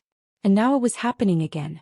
In the private medical suite, Kang Min-jae sat upright in his hospital bed, his face pale but his eyes burning with controlled fury. Monitors beeped steadily beside him. His new heart rhythm fragile but persistent, held together by experimental technology and sheer will. The Viper Dragon tattoo was fully visible. His hospital gown had been replaced by a black silk robe, open at the chest, and the dark ink coiled across his collarbone and up his neck like a living thing. pulsing with the same dangerous energy that now filled the room. Director Yoon stood at attention before him, tablet in hand, relaying intelligence with military precision. The Chin Syndicate made their move 41 hours ago while you were in surgery. They've seized control of 3 port territories, Incheon, Busan and Mokpo. They've also compromised 2 of our financial routing channels through Hong Kong. Who authorized their access? We believe there's a mole inside your inner circle, sir. Someone who confirmed your medical condition and shared it with Chin Wei-long directly. Min Jae's jaw tightened. Well, someone close enough to know about his heart condition. Someone trusted enough to access medical intelligence. Someone who had watched him nearly die and decided to profit from it. Suspects. 3 possibilities. Yoon swiped through files on his tablet. Park Jin-soo, your financial director. Lee Hannah, your legal counsel. And, he hesitated. Say it. Captain Seo. The name landed like a blade. Captain Seo. His security chief. The woman who had served him for 7 years. Who had flown the helicopter that brought Zuri back. Who had witnessed more of his private life than anyone alive. Evidence. Circumstantial but significant. She had exclusive access to your medical files. She was the one who arranged the doctor's visit. And in the past 72 hours her personal accounts have received 3 deposits totaling 12 million won from untraceable sources. Min Jae closed his eyes. Betrayal. The pattern of his life repeated itself with nauseating precision. Trust given, trust destroyed, trust weaponized against him. His father's voice echoed in his memory. Love nothing. Trust no one. Control everything. He had broken every one of those rules in the last 3 days. He had loved Zuri. Trusted her return. Lost control of his empire while holding his son for the first time. And now the wolves were at the door. Where is she now? He asked. Captain Seo is currently overseeing perimeter security for the mansion. She doesn't know we suspect her. Keep it that way. I want surveillance on her every movement. If she contacts anyone outside this compound, I want to know who, when, and what was said. Yes, sir. And the bounty on Zuri and Eli? Yoon's expression darkened. Active. 50 million each. The contract has been distributed to 7 independent enforcement agencies across Asia. Photos of the woman and child have been circulated. Min Jae's hands curled into fists beneath the silk robe. 7 agencies. Professional killers who specialized in finding people who didn't want to be found. Who hunted targets across borders and continents. Who would stop at nothing until the contract was fulfilled or the money was returned. His son's face was in their files. His 4-year-old son. Cancel it, Min Jae said, his voice dropping to something subterranean. Whatever it costs. Whatever it takes. Cancel every contract. Buy out every agency. And if any of them refuse. He didn't finish the sentence. He didn't need to. Understood, sir. Yoon paused. There's one more thing. What? Chin Wei-long has requested a meeting. Face to face. He says he wants to negotiate a peaceful transfer of power. Min Jae's lips curved into something that was not quite a smile. Does he? He's proposing neutral ground. The Shilla Hotel. Tomorrow evening. Accept. Sir, you're in no condition to.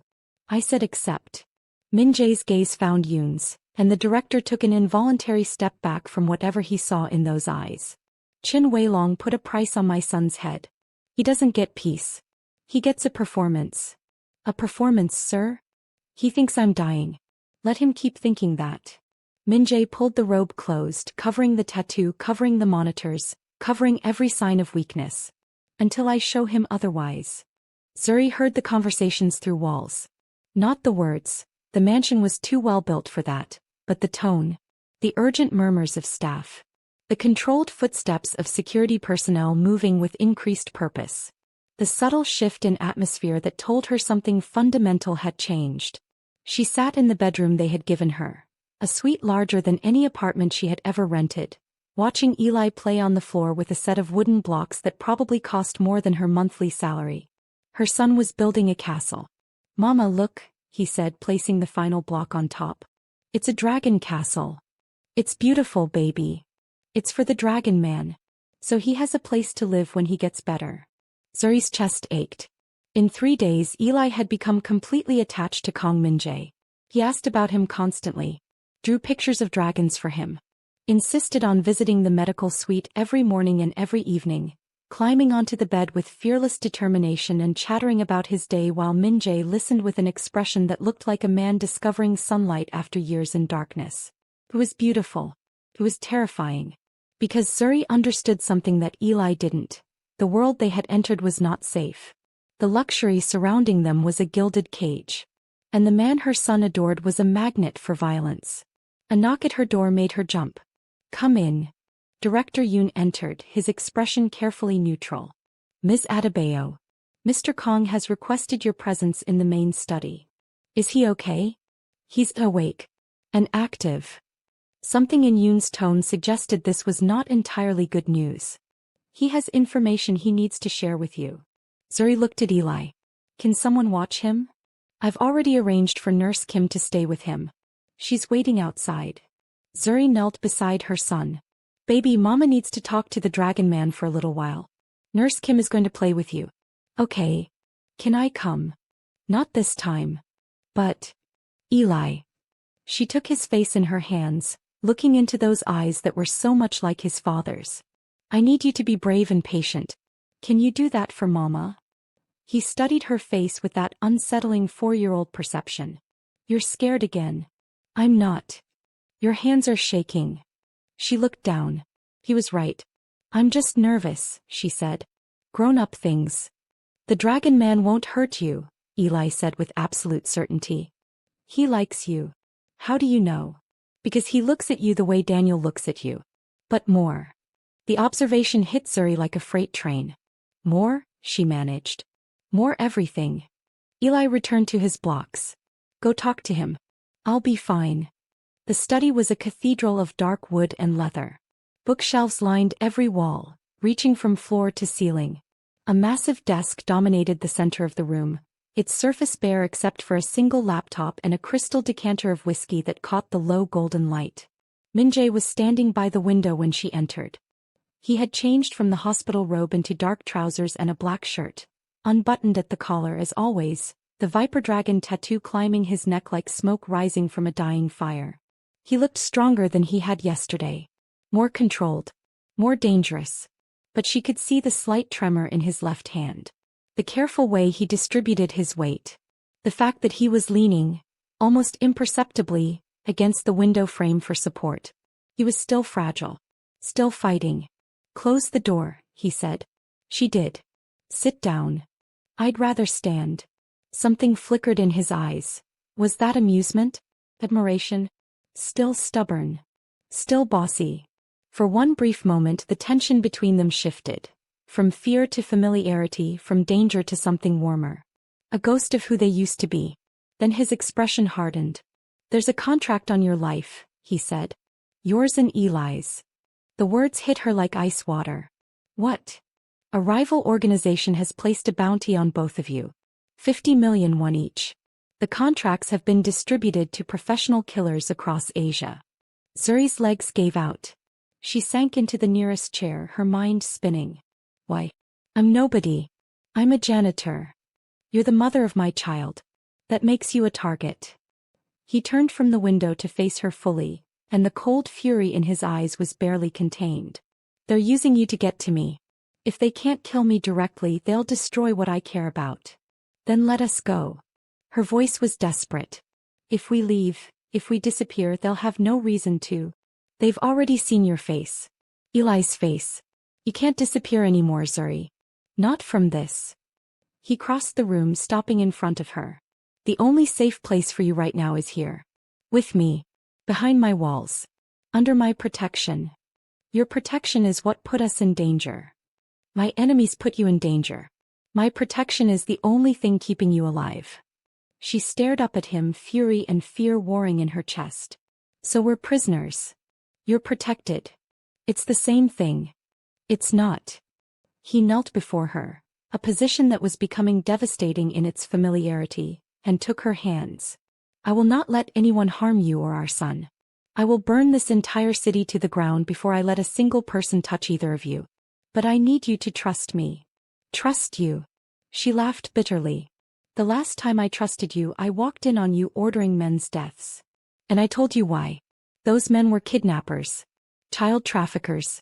The violence you witnessed was justice, Zuri. Terrible, ugly justice, but justice nonetheless. You can't justify. I'm not justifying. I'm explaining. His grip tightened on her hands. I'm not a good man.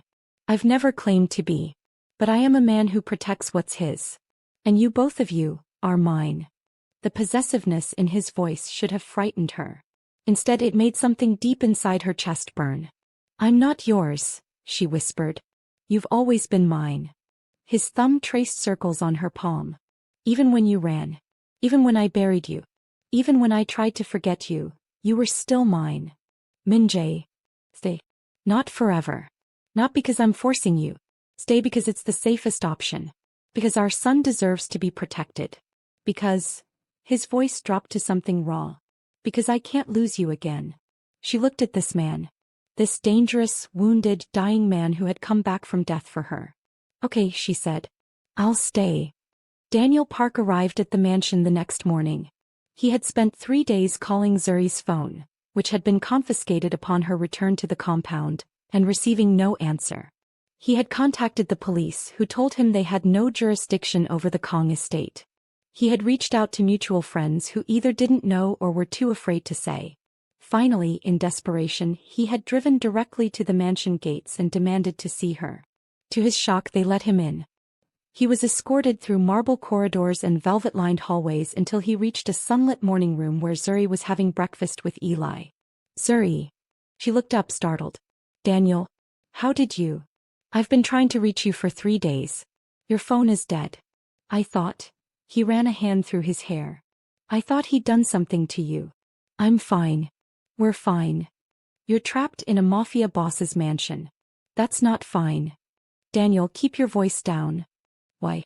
Is he listening? Daniel looked around the room pointedly. I'm sure he has cameras everywhere. Isn't that what men like him do? Control everything. You don't understand the situation. Then explain it to me. He moved closer, his voice dropping but his intensity increasing. Zuri, I've spent 3 years trying to be there for you. I've been patient. I've been kind. I've respected your boundaries. But now you're telling me you're going to stay in the home of a man who... Daniel. The voice came from the doorway. Min-jae leaned against the frame with the studied casualness of a predator that didn't need to move quickly because it knew, with absolute certainty, that its prey had nowhere to go. His black shirt was rolled to the elbows. The tattoo coiled up his neck like a serpent preparing to strike. His eyes were fixed on Daniel with an intensity that made the temperature in the room drop by several degrees. I appreciate your concern for Zuri's well-being, Min-jae said quietly. But she and our son are exactly where they need to be. Daniel stiffened. Our son. Eli is my child. The confirmation hit Daniel like a physical blow. He looked at Zuri, searching for denial. She looked away. You knew, Daniel said to her. All this time. You knew who his father was. You let me teach him to ride a bike. You let me read him bedtime stories. You let me, his voice cracked. I loved that boy like he was my own. Daniel, I'm sorry. Is that why you always said no? When I proposed. His eyes were bright with hurt. Not because your past was complicated, but because you were still in love with him? Silence. Min-jae watched this exchange with an expression that was carefully blank, but Zuri could see the tension in his jaw. The slight flare of his nostrils. The way his fingers pressed against the doorframe hard enough to whiten his knuckles. He was jealous. Not the explosive, dramatic jealousy of lesser men. The cold, calculated, volcanic jealousy of Kong Min-jae. A man who didn't compete for what he considered his because he didn't believe competition was necessary. He simply eliminated alternatives. Daniel, Min-jae said, his voice silk over steel. I understand you care for Zuri. I understand you've been present in ways I was not. But the situation has changed. Changed? You mean you've taken her? She chose to stay. Under duress. Daniel, stop. Zuri stood, positioning herself between the two men. I chose to stay because there are people trying to hurt us. Min-jae's protection is the safest option right now. I can protect you. Come with me, we'll go to the police, to the embassy. The police can't touch the people hunting us, she said quietly. And the embassy won't protect us from professional killers. This is bigger than anything you've dealt with, Daniel. I'm sorry. The schoolteacher looked at her, really looked, and something broke behind his eyes. You love him, he said. Don't you? Zuri opened her mouth to deny it. But the words wouldn't come. Because she couldn't lie to the only man who had been genuinely kind to her in 5 years. I don't know what I feel, she said honestly. Everything is complicated. It's not complicated. Daniel's voice was quiet. You're standing between me and a mafia boss and you're protecting him. Zuri flinched. She's protecting our son, Min-jae said, pushing off the doorframe and stepping into the room with fluid grace. That's what matters. Not your feelings. Not mine. Our child's safety. Your child. Daniel turned to face him and Zuri saw something she hadn't expected. Courage. The quiet, trembling courage of a man who knew he was outmatched in every conceivable way but refused to back down. You don't know the first thing about being a father. You've known that boy for 3 days. And in 3 days he chose me. Min-jae's voice was quiet. He climbed into my arms before he knew my name. He calls me Dragon Man, and builds castles for me and tells me his mother's wisdom. His gaze was steady. Blood recognizes blood, Daniel. You can't compete with that. I'm not trying to compete. Then leave. Not without talking to Eli. Min-jae went very still. No. He deserves to say goodbye. He's 4. He doesn't need to see 2 men fighting over his mother. I'm not fighting. I'm leaving. Daniel's voice broke. But I want to say goodbye to the boy I helped raise for 3 years. Is that so unreasonable? The room held its breath. Zuri looked at Min-jae, silently pleading, and watched the war play out across his features. Jealousy versus fairness. Possession versus decency. The monster versus the father. 5 minutes, Min-jae said finally. Then you leave. And you don't come back. Eli's goodbye to Daniel was devastating. You're going away? The boy asked, his lower lip trembling. For a while, buddy. Daniel knelt to the boy's level, his eyes bright with unshed tears. But I need you to be brave for your mama, okay? Can you do that? Where are you going? Home. I have school tomorrow. He managed a smile. The kids miss me. I'll miss you too. I know. Daniel pulled the boy into a hug, holding him tight. You're the best kid I've ever known, Eli. Don't let anyone tell you different. Daniel. Yeah, buddy. Is the Dragon Man my dad? The question hit like lightning. Daniel looked at Zuri, who had gone pale. Then he looked at the doorway where Min-jae stood watching. Frozen, vulnerable, waiting. You should ask your mama about that, Daniel said carefully. Eli nodded seriously. Then he held out his pinky. Promise you'll come back? Daniel hooked his pinky around the boy's. Promise. He left without looking at Min-jae. But at the door he paused.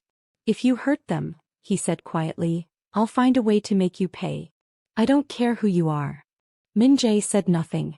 Daniel walked out. And the mansion swallowed his absence like it had swallowed everything else. That evening the question came. Eli waited until bedtime. Until Zuri had tucked the blankets around him and kissed his forehead and turned on the nightlight shaped like a crescent moon. Mama? Yes, baby. Is the Dragon Man my daddy? Zuri's hands stilled on the blanket. She had prepared for this moment. Had rehearsed answers in her mind for years. But none of them felt adequate now. Not here, not in this mansion, not with Min-jae just down the hall, close enough that their son could sense his presence like gravity. Why do you ask, baby? Because he has my eyes. Eli was matter-of-fact. And Daniel said to ask you. She sat on the edge of the bed, her heart pounding. The Dragon Man, his name is Min-jae. She took a breath. And yes, baby. He's your father. Eli's eyes widened. Then slowly a smile spread across his face. The most radiant, devastating smile Zuri had ever seen. I knew it, he whispered. I knew it. You did. He felt like a daddy. Eli touched his own chest. In here. Zuri pressed her hand over her mouth, trying to hold back the sob that was building in her throat. Does he know? Eli asked. That he's my daddy? Yes. He knows. Is he happy? Happy. Such a simple word for such a complicated emotion. I think so, baby. I think he's very happy. Good. Eli snuggled into his pillow. I'm going to tell him tomorrow. I'm going to call him Daddy. The sob escaped. Is that okay, Mama? Yes, baby. She wiped her eyes. That's okay. She found Min-jae in the study. He was standing by the window again, his favorite position silhouetted against Seoul's nightscape, nursing a glass of water instead of whiskey. The doctors had forbidden alcohol. For once he had obeyed. He asked me, she said from the doorway. He turned. Asked you what? If you're his father. Something flickered across Min-jae's face. Hope, fear, longing, all tangled together. What did you tell him? The truth. Silence. And? He said. Her voice caught. He said you felt like a daddy. In his heart. Min-jae set down the glass. Turned fully to face her. And then did something she had never seen him do. Not in 2 years of loving him, not in the 18 months they had shared, not once in the entire time she had known him. He cried. Not dramatically. Not loudly. Just tears. Silent, devastated tears that carved paths down his sharp cheekbones like rivers through stone. He pressed one hand over his eyes, his jaw tight, his body shaking with the effort of containing an emotion too large for any man to hold. Min-jae. Don't. His voice was wrecked. Just, give me a moment. She gave him a moment. Then she crossed the room and wrapped her arms around him. He resisted, briefly, instinctively, the way a man who has never been held resists the first touch. Then his arms came around her with desperate force, crushing her against his chest, burying his face in her hair. I lost 5 years, he whispered. 5 years of his life. First words. First steps. First everything. I know. I will never forgive myself for the choices that made you run. You didn't know. I should have been better. Should have been someone you didn't need to fear. His arms tightened. I should have been worthy of you. You're worthy of him. She pulled back to look at his face, tear-streaked, raw, completely unguarded. You're his father, Min-jae. And he wants you. He wants to call you Daddy. The word hit him like a bullet. Daddy. I don't. He shook his head. I don't know how to be that. My father taught me to kill Zuri. To control. To manipulate. I don't know how to build castles out of blocks or read bedtime stories or... You'll learn. What if I fail? Then you'll fail as a father. Which is better than succeeding as a ghost. He stared at her. When did you become so wise? I've been raising your son alone for 4 years. Wisdom is a survival skill. Something shifted between them. The tension that had been coiled like a spring since her return finally finding a different shape. Not gone. Not resolved. But transformed, from fear into something that felt terrifyingly close to partnership. Stay, he said. Not just for safety. Stay because I want you here. Because our son deserves a family. Because... He caught himself. Because what? She pressed. Because I love you. The words came out raw, unpolished, as if he had never spoken them before. I've loved you for 7 years, Zuri.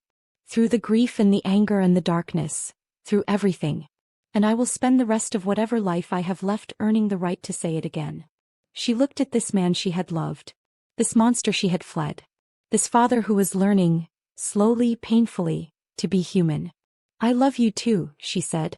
And this time when he kissed her it didn't feel like desperation. It felt like a beginning. The meeting with Chin Weilong was scheduled for the following evening. Min-jae spent the day preparing, not physically but strategically.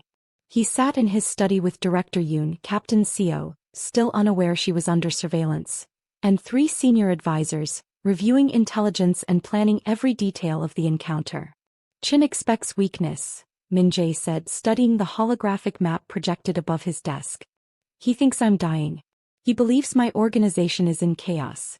He's coming to this meeting to confirm what he already thinks he knows. And what do we give him? Yoon asked. Exactly what he expects. Min-jae leaned back in his chair. Until we don't. The plan was precise. Elegant. Devastating. Min-jae would attend the meeting appearing weakened, walking with deliberate slowness, allowing his pallor to show, letting Chin see exactly the vulnerability he wanted to exploit. Then at the critical moment the trap would close. What about Captain Seo? Yoon asked quietly when the others had left the room. Min-jae's expression didn't change.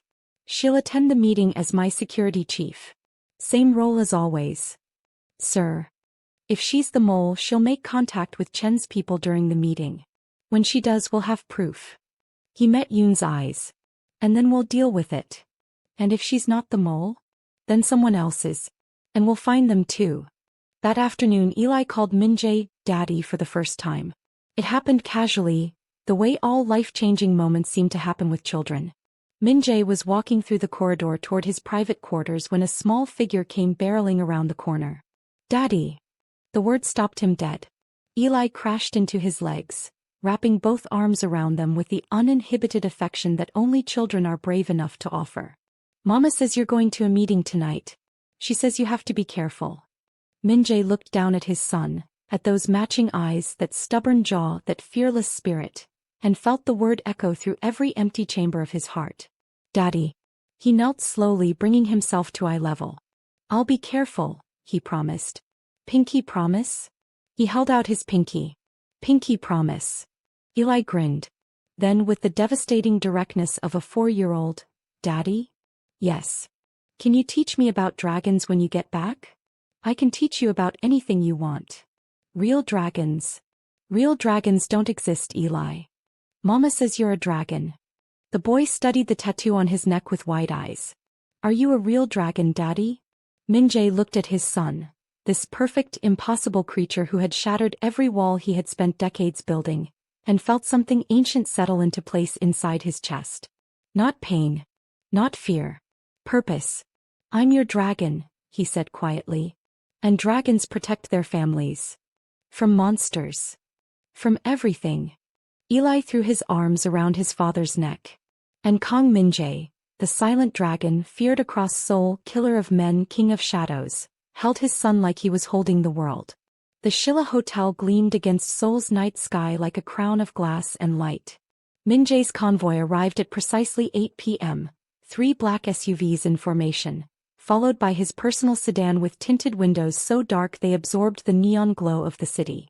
He stepped out of the car slowly. Deliberately slowly. Every movement was calibrated to project weakness. The careful gait, the slight lean, the way he touched the car door for support that he didn't actually need. His black suit was impeccably tailored, his dark hair pushed back from his face, the viper dragon tattoo visible above his crisp white collar. He looked like a king on his deathbed. Which was exactly the point. Captain Seo walked 3 steps behind him, her expression blank, her hand resting near the weapon concealed beneath her blazer. If she noticed the additional surveillance team shadowing her movements, she gave no sign. The hotel's private dining room had been reserved for the meeting, a glass-enclosed space on the top floor, overlooking the city. Cherry blossom branches in crystal vases lined the long mahogany table. The lighting was warm. Intimate. It looked like a dinner party. It was a battlefield. Chin Weilong was already seated when Min-jae entered. He was a man in his 50s, thick-set and silver-haired, with the blunt features and easy smile of someone accustomed to getting what he wanted. He wore a gray suit that cost as much as a luxury car, and his fingers were heavy with rings that served as both display and weapons. Min-jae. He rose, extending a hand. Look, well. The lie was deliberate. Min-jae shook the offered hand with measured weakness. Thank you for proposing this meeting. Of course.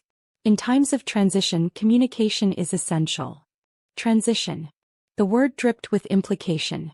They sat across from each other like chess players, their respective entourages lining the walls. Min-jae's people on one side. Chen's on the other. The air between them hummed with violence held in check by thin social convention. I'll be direct, Chen said, pouring tea with the practiced grace of a man who believed he was in control. Your organization has suffered a shock. Your health is compromised. Several of your key territories have experienced leadership vacuums. You mean you seized them? Chin smiled. I prefer assumed responsibility during a period of uncertainty. Of course. The question now is, what happens next? Chin sipped his tea. I'm proposing a merger, Min-jae. A peaceful consolidation of our interests. You retain nominal control, publicly, symbolically, while operational authority transitions to my organization. Nominal control. Think of it as retirement. Chen's eyes glittered. You've earned it, haven't you? After everything your body has endured. Min-jae said nothing for a long moment. He let the silence build. Let it press against Chen's confidence like water against a dam. Then quietly, you mentioned my health. How did you know about my condition? Chen's smile didn't waver. Word travels. Through whom? Does it matter? It matters to me. A subtle shift in the room. Chen's bodyguards straightened slightly. Min-jae's remained perfectly still, which was somehow more frightening. I have sources, Chen said carefully. As do you. I do. Min-jae reached for his tea with a hand that trembled, deliberately, convincingly. And my sources tell me something interesting, Chen. They tell me that you didn't just learn about my condition. You facilitated it. The temperature in the room dropped. Excuse me. The rare cardiac condition I was diagnosed with. My doctors now believe it was accelerated, artificially triggered by a compound introduced into my system over a period of months. A compound that my security team has traced to a pharmaceutical subsidiary owned by... He paused. Your nephew. Chen's smile vanished. That's a serious accusation. It's a fact. Min-jae set down his tea with a steady hand. You didn't just wait for me to die, Chen. You tried to make me die. And when I didn't die fast enough, you moved on my territories anyway. This is ridiculous. Captain Seo. All eyes turned to Min-jae's security chief. She stood against the wall, her expression blank, but Min-jae could see the slight widening of her eyes. The barely perceptible shift of her weight. There it is.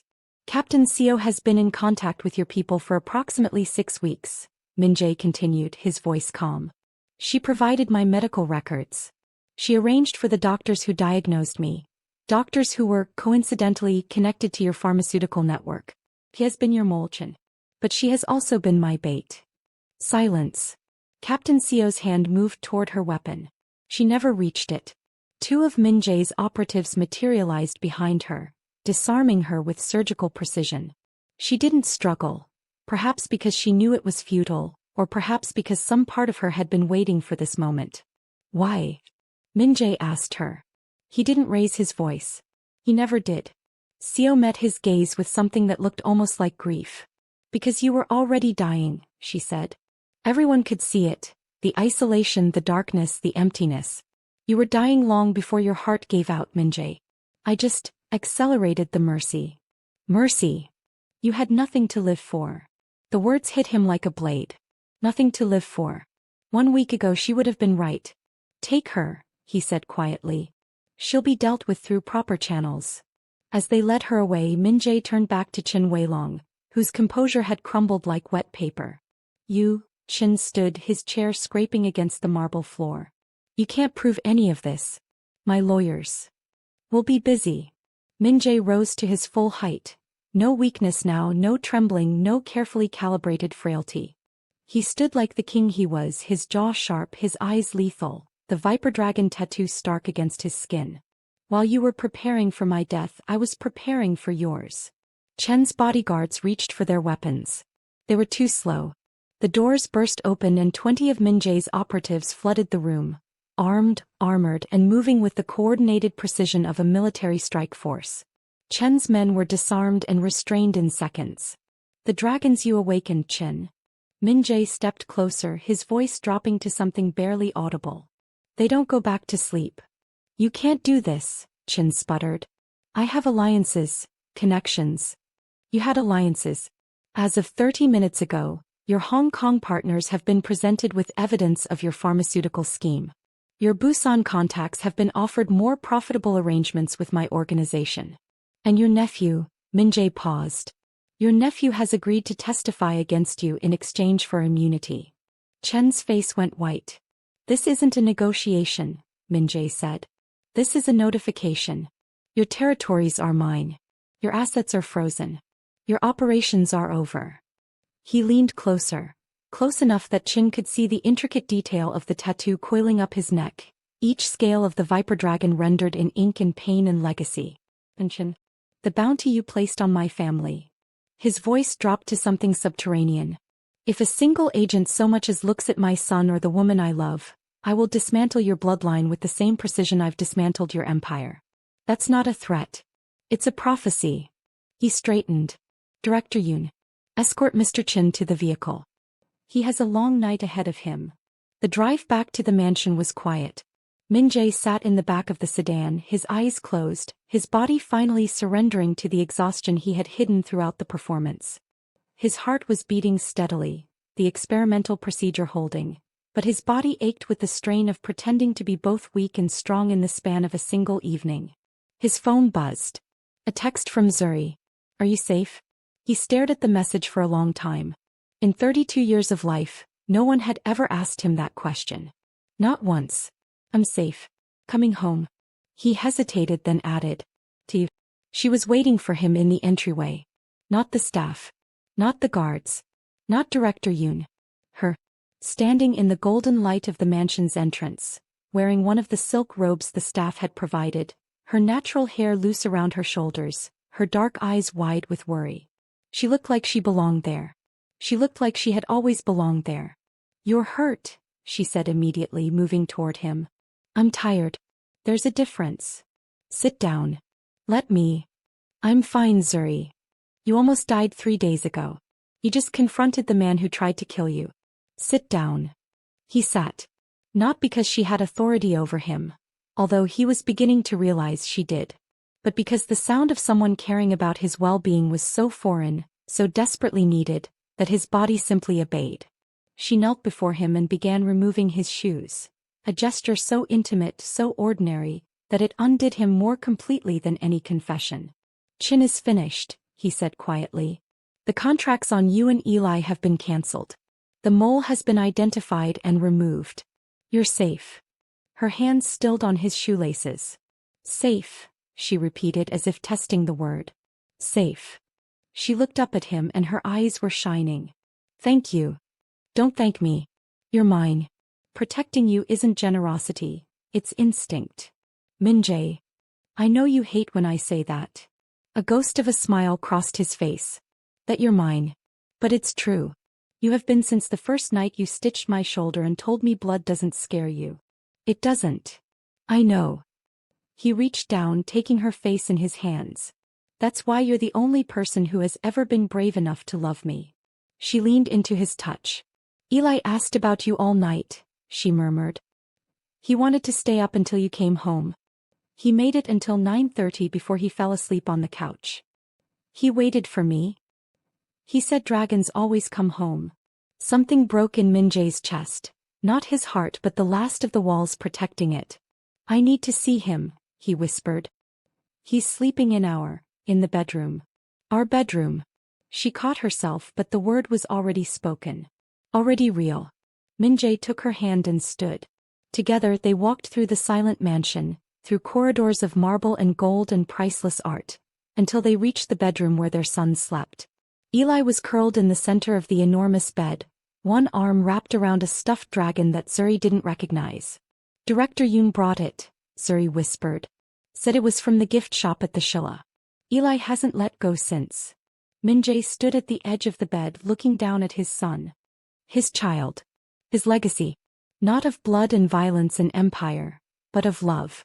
Imperfect, stolen, miraculous love. He sat on the edge of the mattress and Eli stirred. Daddy. I'm here. Did you fight the monsters? I fought the monsters. Did you win? I won. Eli smiled sleepily and reached for him. Min-jae lay down beside his son, and the boy immediately curled against his chest, just as he had that first night, when he had climbed into a stranger's arms and refused to be afraid. Zuri watched from the doorway, tears streaming silently down her face. Then she crossed the room, lay down on Eli's other side and wrapped her arm across both of them. For the first time in 5 years, all three of them slept without nightmares. A week later, Zuri tried to leave. Not because she wanted to. Not because she was afraid. Because she didn't know how to be what Min-jae needed. I'm a janitor, she said, standing in the study with her bags packed, her voice steady despite the earthquake inside her. I'm a cleaning woman from Lagos who never finished nursing school. You're a dying mafia boss who was saved by an experimental surgery and the woman he loves. A billionaire. A man whose world operates on a level I can't even comprehend. She shook her head. Your people will never accept me. Your associates, your social circle. My social circle tried to murder me. I don't care about their acceptance. Min-jae. Sit down. I'm not. Please. The word stopped her. He never said please. Not to anyone. It was a word that implied need, and Kang Min-jae had spent his entire life pretending he needed nothing. She sat. He remained standing by the window, that eternal window, the tattoo visible as always, the city glittering behind him like a kingdom he had conquered and found wanting. My mother was a seamstress, he said quietly. Zuri blinked. What? Before my father. Before the empire. My mother was a seamstress in a small shop in Busan. She repaired clothes for dock workers and fishermen. She had nothing. I didn't know that. No one does. My father erased her history when he brought her into the family. Made her into something acceptable. Gave her new clothes, new manners, a new name. He turned to face her. And she hated every minute of it. Why? Because she loved the woman she was before. The seamstress. The real person behind the performance. His voice softened. She told me once when I was very young, the only time she ever spoke about it, she said, the most dangerous thing a powerful man can do is make a woman forget who she really is. He crossed the room and knelt before her. I'm not going to erase you, Zuri. I'm not going to make you into someone acceptable. You are a janitor. A mother. A woman who survived alone in a foreign country while raising my child. That's not something to be ashamed of, it's something to be awed by. Tears spilled down her cheeks. I don't fit in your world. Then I'll remake my world to fit you. He took her hands. Stay. Not as a performance. Not as someone you're pretending to be. Stay as Zuri Adebayo, the woman who saved my life, raised my son, and taught me that love is not weakness. Min-jae. I'm not asking you to marry me. I'm not asking you to become some society wife or trophy partner. I'm asking you to let me love you. Honestly. For whatever time we have. She looked at this man. This dragon. This terrifyingly vulnerable man who knelt before her like she was the most powerful person in the room. Maybe she was. I'll stay, she said. He exhaled. A deep, shuddering release of tension that told her exactly how afraid he had been of her answer.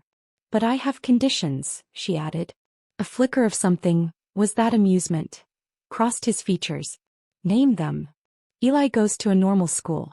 Not some elite academy. A normal school. Done. I work. I don't care what, nursing, cleaning, something. I'm not a kept woman. If you finish your nursing degree, I'll fund a clinic with your name on it. She stared at him. You can't just. I can. And I will. What else? You tell me the truth. About everything. No more secrets. No more hidden worlds. His expression sobered. That means you'll see things you don't want to see. I've already seen the worst. I came back. He studied her for a long moment, searching for hesitation, finding none. Done, he said quietly. Anything else? One more thing. What?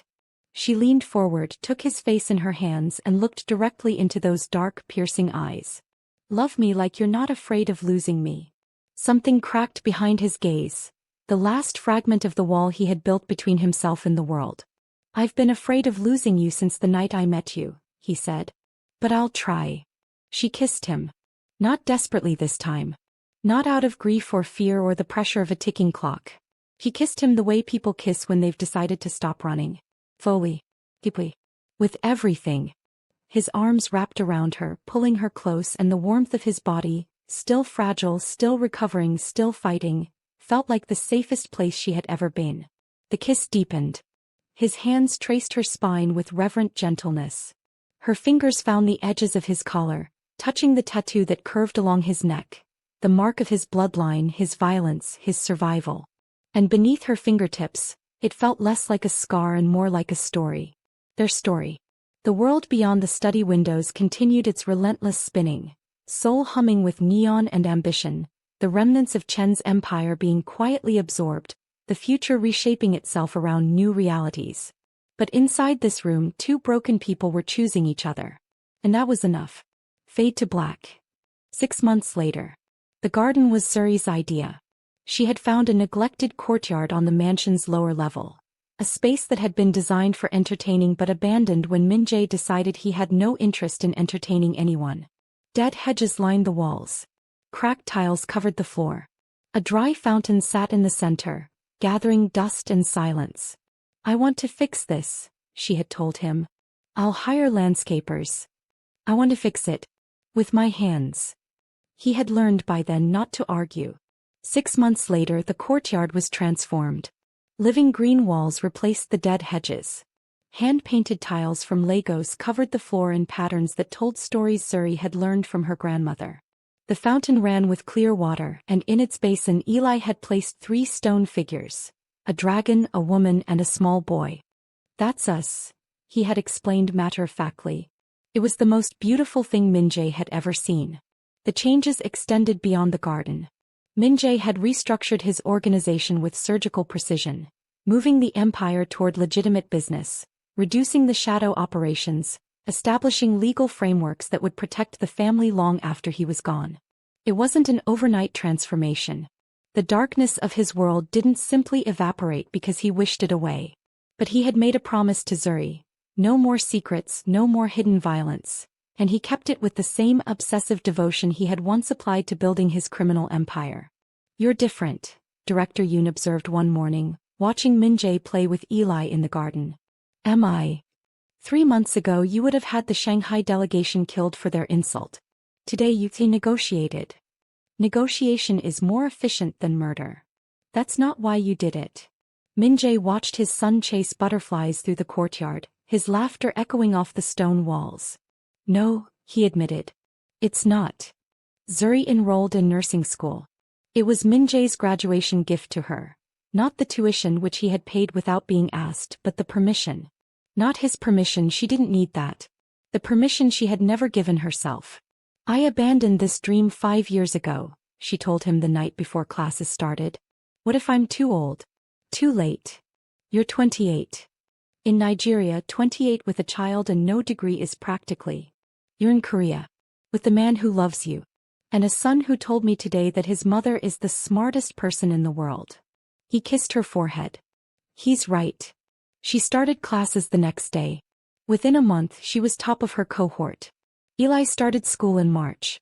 A normal school as promised.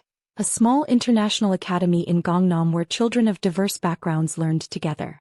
He made friends immediately, his fearless charm and quiet intensity drawing other children to him like magnets. He also got into his first fight.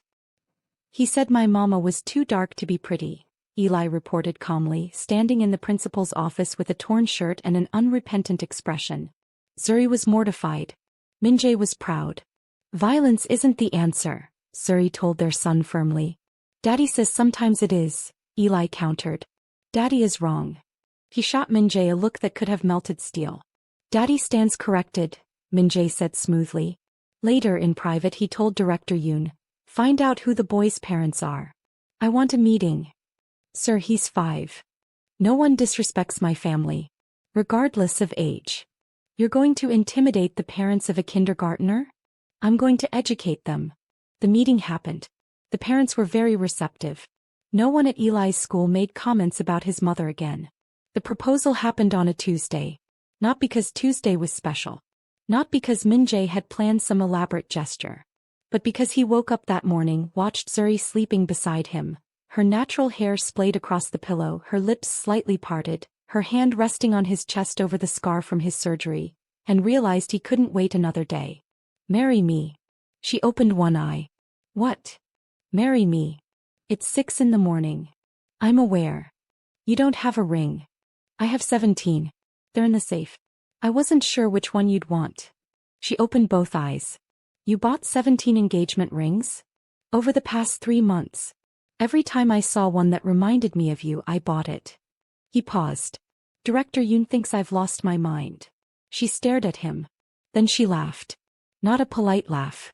Not a restrained, appropriate laugh. A real, full-bodied, joyous laugh that shook the bed and made Eli, who had crawled between them at some point during the night, grumble in his sleep. "Is that a yes?" Min-jae asked. "Let me see the rings first." "Zuri." "I'm kidding." She took his face in her hands. "Yes. 1,000 times yes." kissed her, soft, reverent, infinite. Daddy. Eli's sleepy voice emerged from beneath the blankets. Why is Mama crying? She's happy. Happy crying? Happy crying. Oh. Pause. Can I go back to sleep? Yes. Eli disappeared back under the covers. Min-jae looked at Zuri, his fiancée, the mother of his son, the woman who had saved his life in every way a life can be saved, and felt something he had never expected to feel. Complete. They married in the garden courtyard. It was small, private, perfect. Zuri wore white, a simple dress that she had designed herself, with Nigerian lace at the bodice and Korean silk for the skirt.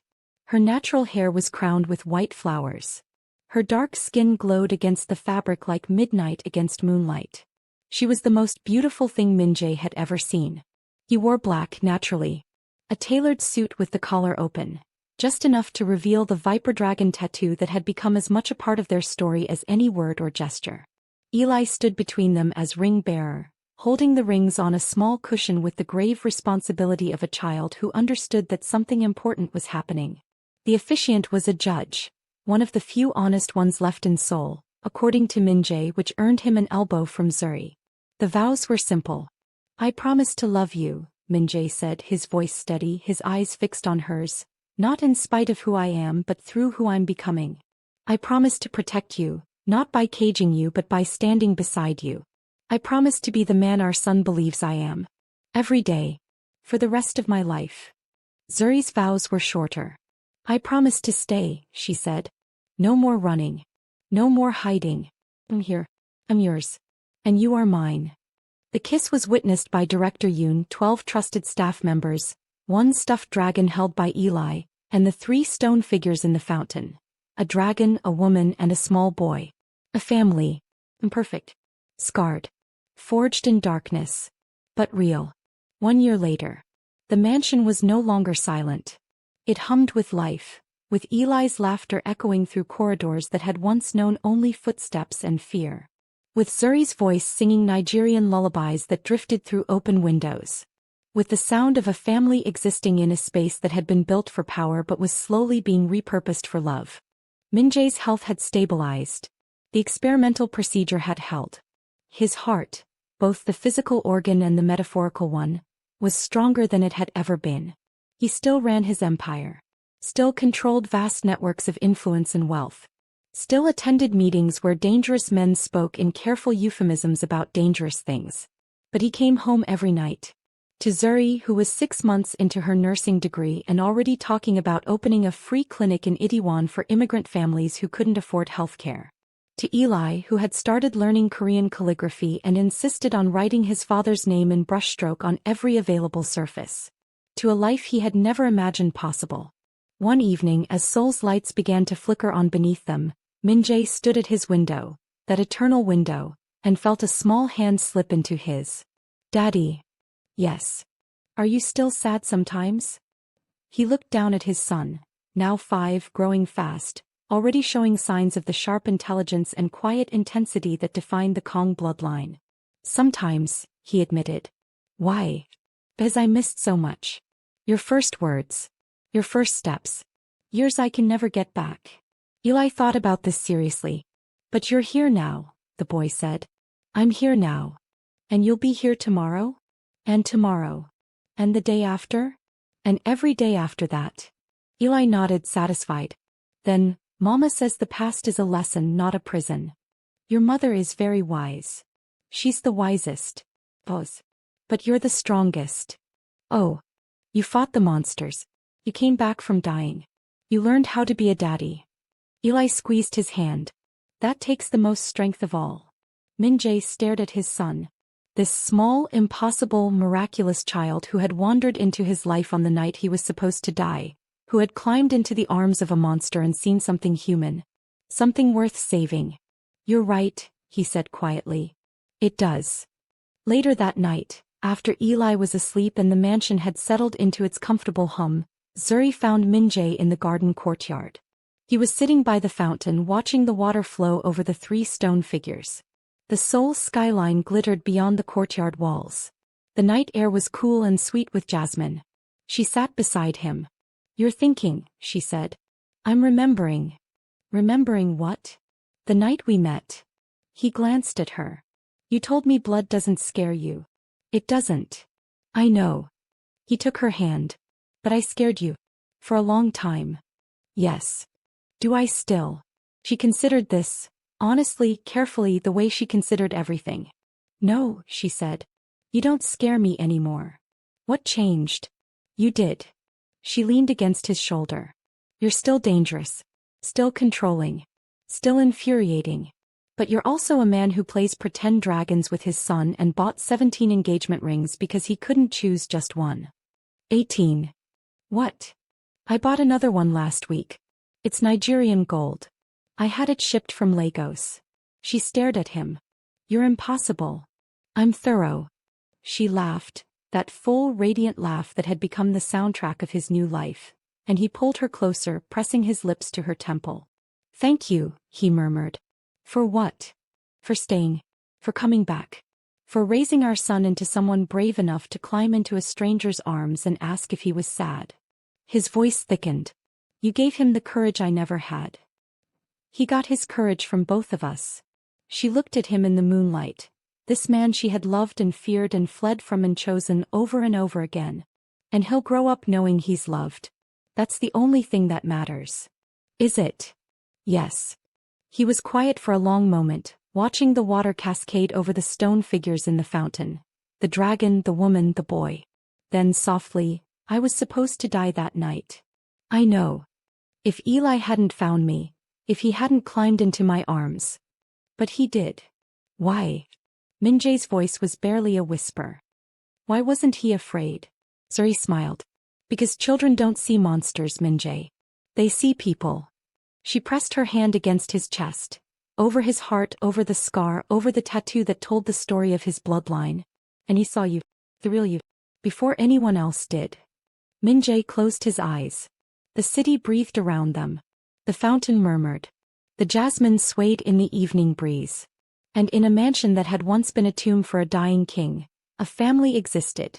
Imperfect, scarred, born from darkness and choice and the stubborn, irrational, unconquerable force of love. Zuri leaned against his chest and listened to his heartbeat. Steady. Strong. Alive. Somewhere in the mansion, Eli rolled over in his sleep, clutching his stuffed dragon. He dreamed of castles. And in his dream, the castles were filled with people. A mother who sang, a father who protected, and a small boy who was never ever alone. The dream was warm. The dream was safe. The dream was real. Thank you for listening to this story. If it touched your heart, please like, share, and subscribe for more stories of love, sacrifice, and the extraordinary moments that change everything. Remember, sometimes the most powerful thing in the world isn't strength or wealth or control. Sometimes it's a small child brave enough to climb into the arms of someone who has forgotten how to feel. And sometimes that's enough to save a life. Until next time.